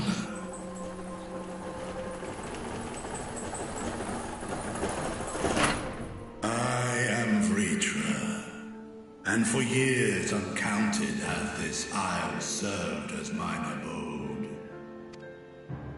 Vritra, of the first brood, sibling to Hraesvelga and Nidhogg. Aye, mine elder brothers, of Midgardsormr's spawn. I was last to hatch. Well, isn't this a surprise? We were told Radzat Han had an alliance with the dragon. Not that a great worm sat in the satrap's own hall. A necessary subterfuge, as the true tale of our nation history illustrates most effectively. In the beginning, the rock upon which our city is built was home to Vitra, and Vitra alone. In time, the ancestors of the Matanga came to the island and established a foothold. But never did they dare disturb the worm's lair. Next to arrive were the Aura. Adopting the example of their Akasodra allies, they too treated Vitra with reverence and respect. And for many years, an understanding between our forefathers and the Great Worm endured. Until marauding heroes from the mainland came, threatening to shatter our peace and tranquility, when it seemed all would be drowned in blood. Vitra himself came forth and quelled the rising conflict. A peaceful accord was reached, and oaths sworn in Vitra's name.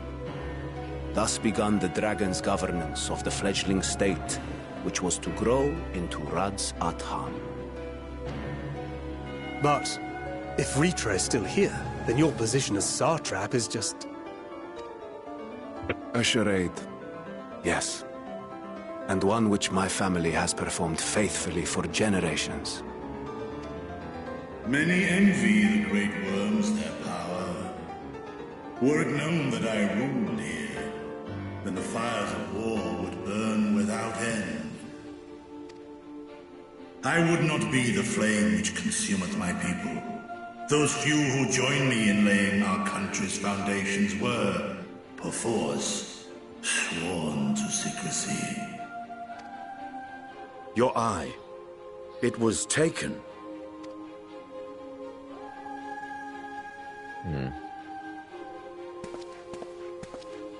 "'Tis here, buried within the semblance of flesh.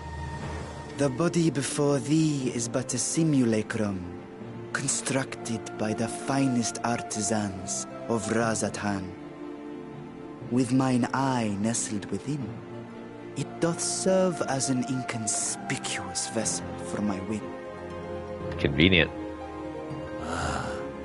That would explain why I felt the presence of a dragon upon our first meeting. I am woven with words fashioned to deceive such arcane senses. Though 'twas short-lived, it seemeth thy fusion with my brother hath left thee much altered, Estinian warm blood.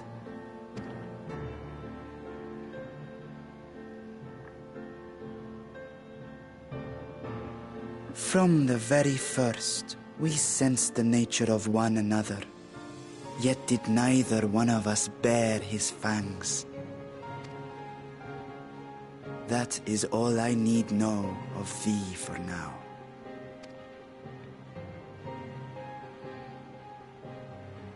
With my secret thus revealed, I have for you a proposal. Not as a worm of the first brood, but as the ruler of Radzat Han. With all haste must we take in hand the finished talismans and breach this foul spire. Thence, should it lay within our power, dispel its wicked influence. Yet even with the assurance of the warding scales, the narrow confines of the tower doth limit the size of our force. And thus denied strength in numbers, thou must choose thy soldiers with care. Just so.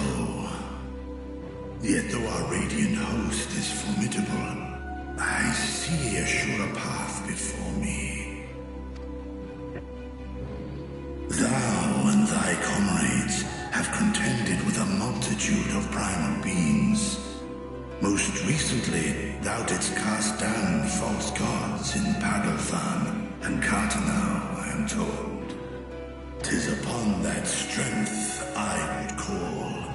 The Scions have proven themselves the most capable, and I ask that you serve as the tip of our spear. Talismans would, of course, be provided for each of thy companions, and should you agree to this undertaking, more will be provided to make use of as you see fit. There's no denying it's a dangerous proposition, but the rewards may far outweigh the risk. Just think of what we might accomplish if we could equip all our allies with warding scales. I worry, however, that even the four of us may be too few for what you have in mind. Might we regroup with our friends first to discuss the matter? 'Tis no trifling task that I have laid before you. Go. Steel your hearts and hone your plans. Such time as you require shall be spent in crafting your protective charms. It seems a quick trip back to Sharlayan is in order.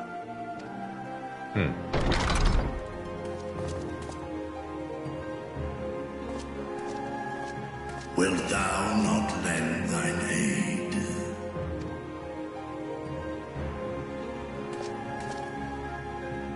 Whether your request be made as a great worm or the ruler of Radzat-Han, I see no reason to refuse, nor will I. I am in thy debt.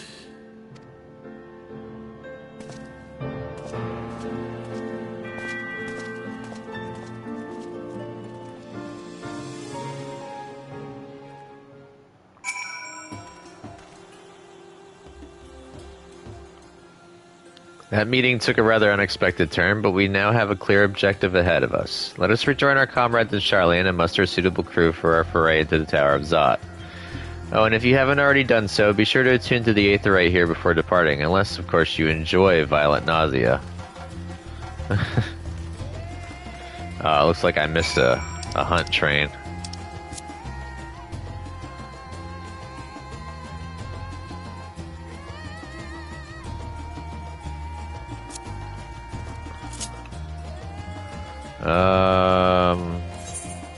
Main hall. So we're gonna go back to old Sharlayan.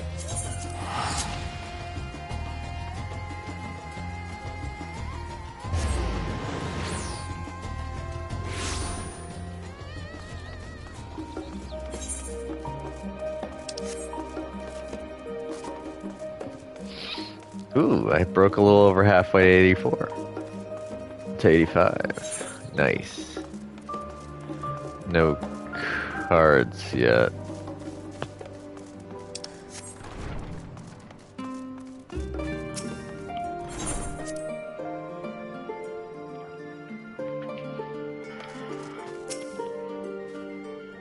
Just as I was getting used to balmy Thavnir, we're back in chilly Sharlayan. Take care not to catch your death, eh? We need you for the battles to come. Now then, your investigation here remains, but when that's over, we can take stock of all the developments and discoveries. Ugh.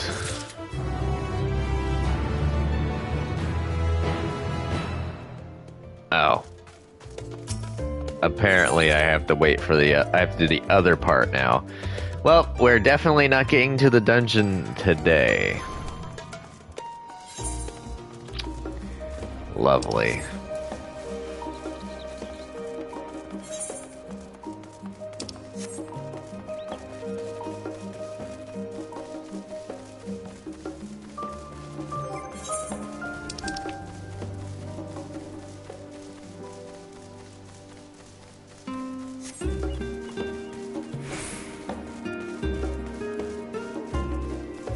Wait.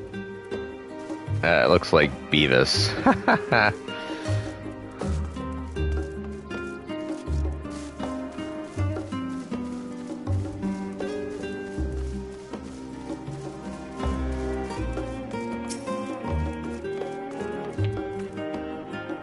My directions were easy enough to follow, I hope. In any case, you stand now before the doors of Nomenon, Charleon's grandest collection of books and tomes. This building is actually only an entrance, and one of many at that, for the archives of Nomenon extend deep beneath the surface like the roots of a tree. The vast halls of the Great Guba Library pale in comparison to Nomenon's endless maze of subterranean chambers. Any citizen of Charleon is free to enter and peruse its shelves, well, most of its shelves. Only Archons are afforded access to certain restricted vaults. I've dispatched Y'shtola and Raha to investigate those. Meanwhile, Alice and Alphino will help me continue my search through the stacks open to the general public. Your status presents more of a problem. As a non-citizen, you are only permitted to browse the first floor here at the entrance. Even so, there should be a number of books which touch upon Charleon history or foreign policy. Your task will be to find and study the relevant publications. I promise you, a working knowledge of those subjects will make it far easier to spot the sort of clues we're looking for. Let us be about it, shall we?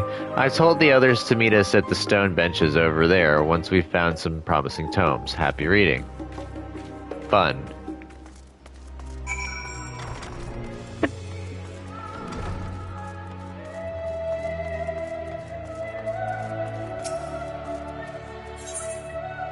The title of the spine reads The Story of Charleon. Let's read it.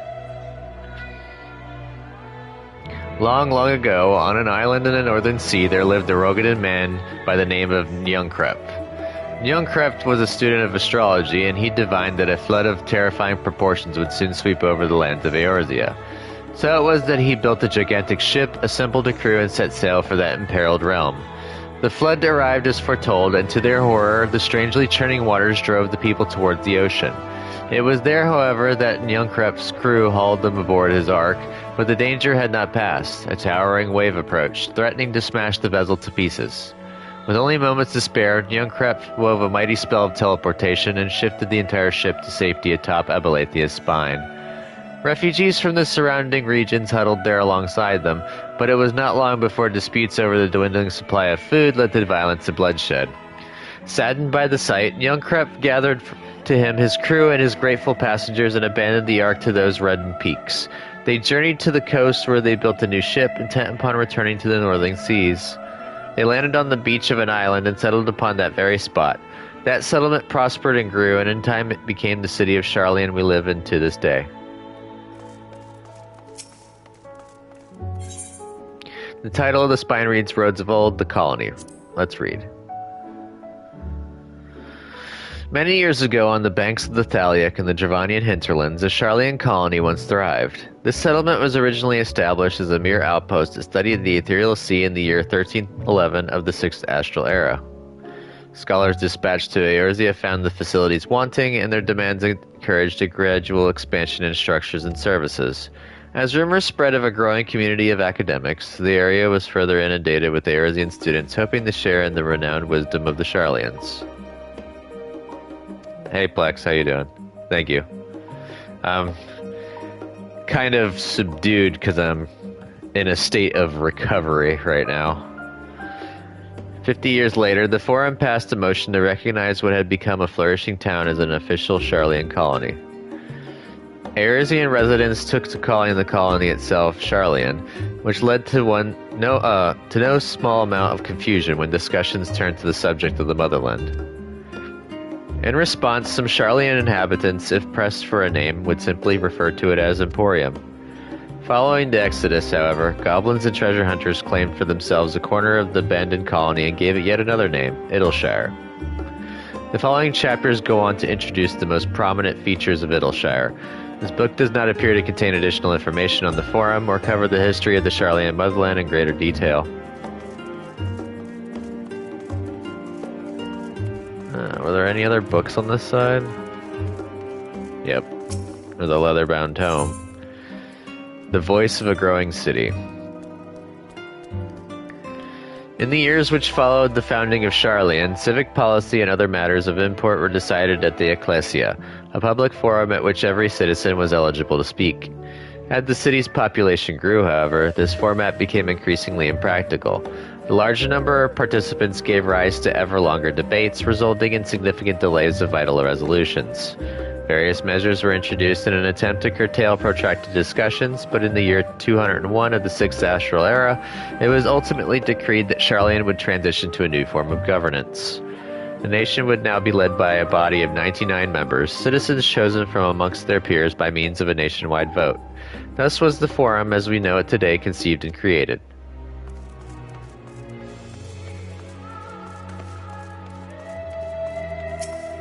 Blue-covered book. An Introduction to the Heavens. Have you ever gazed at the skies above and contemplated the mysteries contained therein? I speak not of shifting cloud patterns, but of the vastness beyond, of the sun and the twinkling tapestry of the night. Some think the dome above us to be a finite space, yet amongst the leading thinkers of our age, one scholar's depiction of a boundless sea of stars has firmly taken root. Alas, this heavenly sea remains an unreachable, unknowable destination. There are few indeed who can explain in satisfactory detail why our own star is believed to revolve around the sun. It was the technologists of Elag who came closest to understanding the laws which govern that starry abyss. It was they who launched Dalamud and sought to expand beyond our earthbound existence. Having read of their ancient ambitions, I wonder, has your interest in this field of study waxed or waned?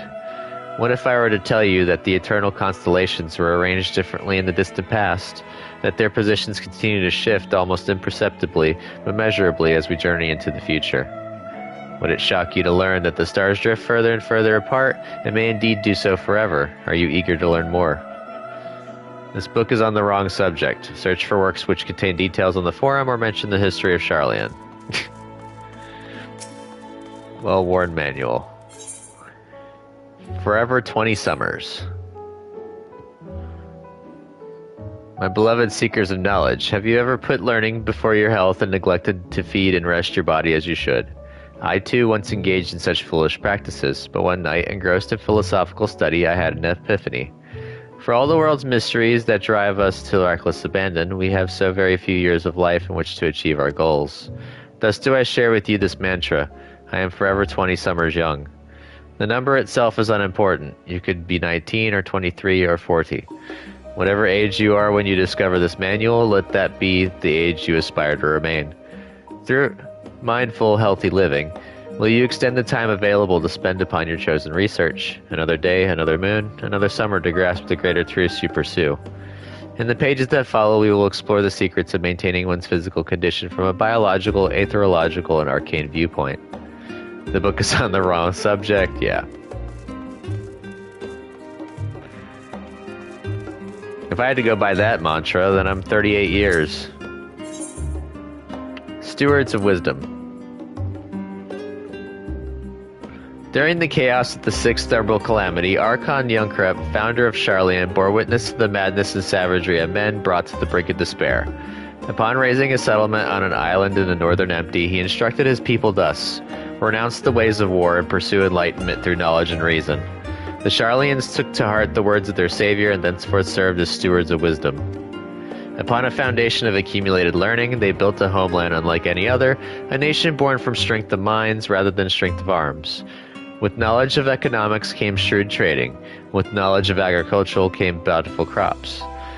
Engineering brought wells and sewers, ending squabbles over water. Wealth and expertise could be bartered for wealth in coin. And the more their wisdom spread throughout the world, the more mankind as a whole would thrive. And so it was that no matter the trials and tribulations of the age, the citizens of Sharlayan would live by their founders' teachings. For the sake of a better tomorrow, for the sake of a brighter star, they would eschew the tools of war and, with knowledge, deliver the world.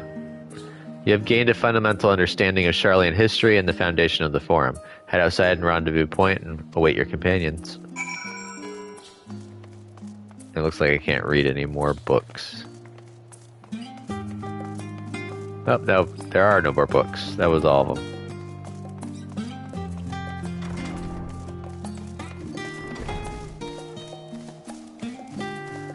So we're going to end this mission and then we'll call it, because that's about the 2-hour point. I was kind of hoping that I didn't have to go through the Sharlayan part to get to the first dungeon, but oh well. We will grind through it.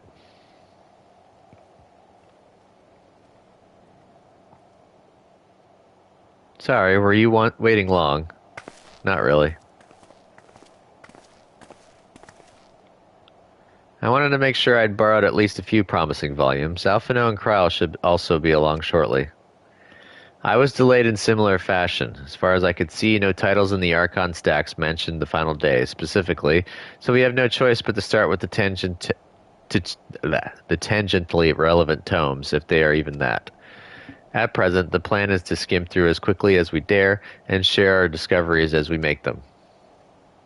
It would have been nice to invite everyone to the estate, plenty of comfortable places to read, and a ready supply of hot tea.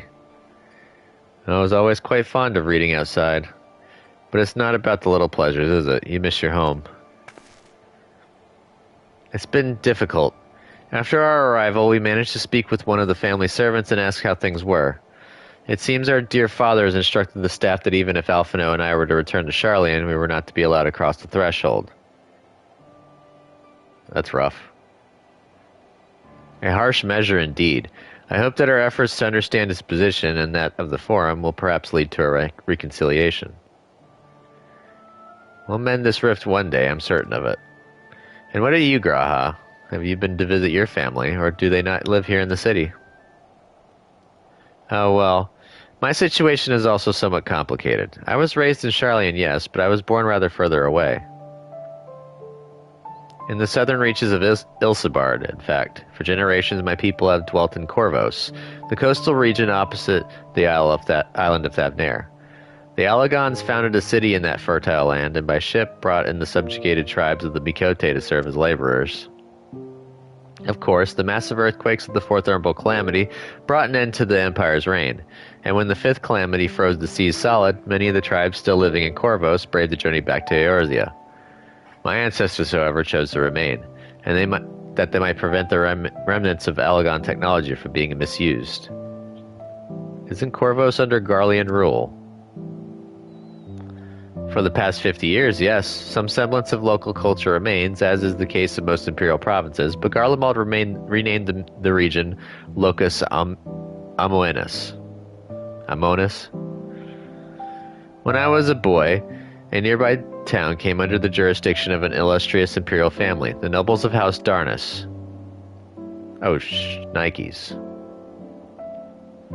House Darnish demonstrated a singular interest in Allagan civilization, and so my tribe was forced to consider a plan of action. For some time already, voices had been raised in favor of abandoning our ancient customs. After all, the Allagan Eye no longer passed to our eldest children as reliable as it once had. Fear of discovery eventually tipped the scales, and the decision was made to bury our ties to the knowledge and traditions of Allag. As the last child born with the Allagan Eye, I was given over to the custody of friends and the students of Aldessian, who had me registered as a Charlian citizen. I never even considered. Forgive me, it was an unkind question. Even Thancred was taken in by Archon Louis Sois, was he not? Stories of adopted waifs and rescued orphans are more common among Charlians than you might think. Yet regardless of our origins, we are all provided with an equal opportunity to learn, and with sufficient perspicacity, we outsiders can even earn the vaunted title of Archon. This is exactly why I have such love for this country, and why I wish to remain a nation, for which its citizens can be proud. Hear, hear. Another good reason to get to the bottom of the Forum's stubbornness, aside from the trifling matter of our impending doom. Excuse us while we try to make some headway into these books, Hero. More company should be arriving any moment now. Alrighty.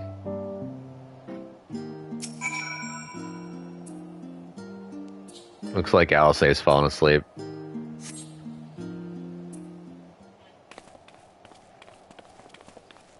And there's the rest of our troop.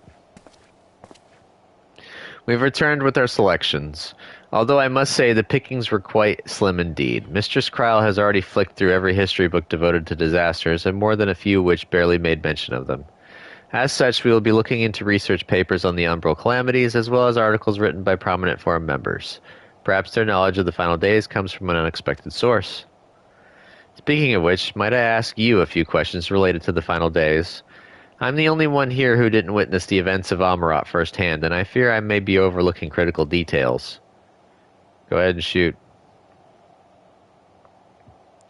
My thanks. Now, where to begin?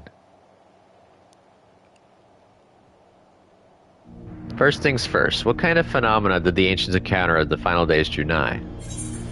A complete destabilization of creation magics, primals of unrivaled power were summoned from the ether, the worst kind of phenomena you can imagine.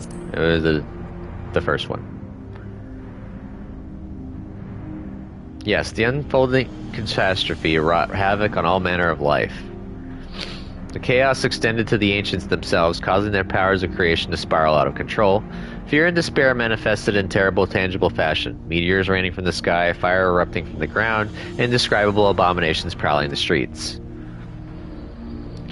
That more or less aligns with my understanding. If only the arts of creation had survived until the present day, we might have something substantial to analyze. To the best of our knowledge, however, these techniques were not preserved or passed on.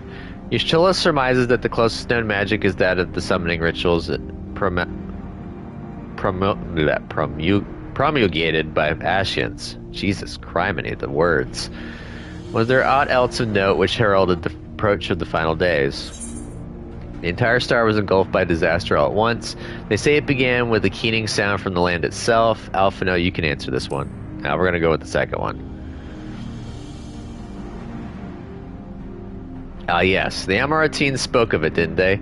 We never did hear the sound ourselves, of course, thrust as we were into the midst of the madness. But it seems that each and every one of the catastrophes was preceded by this ominous noise. Eventually it resounded all across the star, and not even Amarat was spared. So the ground was crying out, you say? To be considered the harbinger of doom, it must have been quite distinctive, and probably quite loud. I'll have to speak with one of Nomenon's mammoths and ask after any books which make mention of such a sound. Last but not least, would you describe how the ancients sought to quell this unprecedented calamity? What definitive action did they take? They summoned Zodiark, they summoned Hyland, they knocked Alamud from the sky. Oh, well. I got practically all of these wrong, I think, the first time around, due to the fact that it was so long from my gameplay of Shadowbringers to Endwalker. At this point, I burned through the story pretty fast on Shadowbringers, if I remember correctly. I was just, like, eating it up. I was just enjoying it way too much, and I tore through it way too quickly. And then I was stuck. So then when I got to this point, I was like, But when I got here, I remembered. It was Zodiark.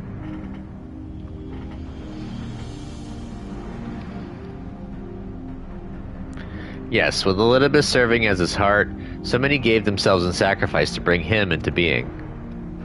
We do not know exactly how Zodiark brought salvation to the star, only that by his godlike will were the laws of nature set aright. Then, once the balance was redressed, the ancients offered up a further sacrifice to heal the ravages of the final days. Lives sprouted anew, and it was these fledgling souls they intended to render unto Zodiark, a trade that would have allowed them to resurrect the shades of loved ones absorbed by the primal. Or might have, had Venat and her fellows not manifested their opposition in the form of Hydaelyn. Thank you, both of you, for the detailed review. I feel much more confident now in my understanding of events. With all that freshly in mind, it does make me wonder what the Telophoroi truly mean when they speak of bringing back the final days. We've seen what they're doing with those towers of theirs, is forcing people to summon primals a kind of catalyst. Are they attempting to mirror the conditions caused by unstable creation magics? Or are they simply using the final days as a figure of speech, a convenient metaphor for the scale of destruction they plan to unleash? But this is all just pointless conjecture at this stage. Let us return our attention to the forum, shall we? We should keep an eye out for Y'shtola, but 'tis time we began studying these research papers. Oh my god. That wasn't all of the crew. And Alice went back to sleep.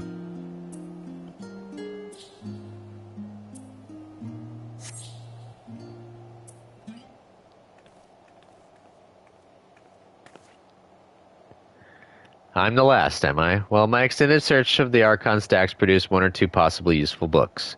But I wouldn't get your hopes up. If you recall, Orion J. learned of the source's reflections from the Garon oracles. For its potential to cause panic and confusion, that tome was deemed apocrypha and sealed away in the Great Kuba Library. 'Tis even less likely that knowledge of the unsundered world, not to mention the horrors of the final days, would be left sitting on a shelf for any curious scholar to find. It stands to reason that my colleagues, be they archons or counselors, should perforce be largely ignorant of the subject. Yet when you confronted Master Fortunal with the knowledge of the Telophoroi and their machinations, he scoffed at the suggestion that they posed a threat. He seemed adamant that the Forum would know if the final days were truly upon us, which only supports the conclusion that whatever privileged wisdom is guiding the Forum's behavior is being kept secret from the rest of the nation. Convenient. Not that I mean to excuse myself from reading duty. Whether they contain mention of the final days or no, these books could yet hold something of value. You weren't thinking of leaving, were you? There's plenty of work for everyone.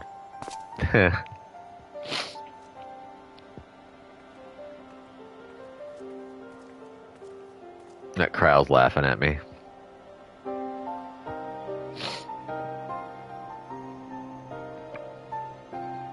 You labor for what feels like an age as Y'shtola's research assistant.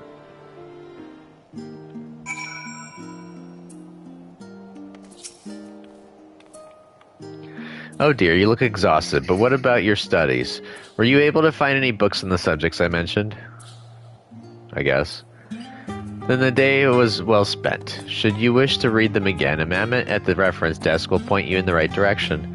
For the moment, though, I suggest you take a well-deserved rest. We might be occupied with our research for quite some time. Finally! Alright, everyone, I gotta go ahead and leave this here. I gotta take a little bit of a rest. Thank you all for watching. This has been part 141 of my live stream playthrough for Final Fantasy XIV. If you liked it, go ahead and give me a thumbs up by hitting that like button. Subscribe to my channel if you're not a subscriber. Keep up with the content.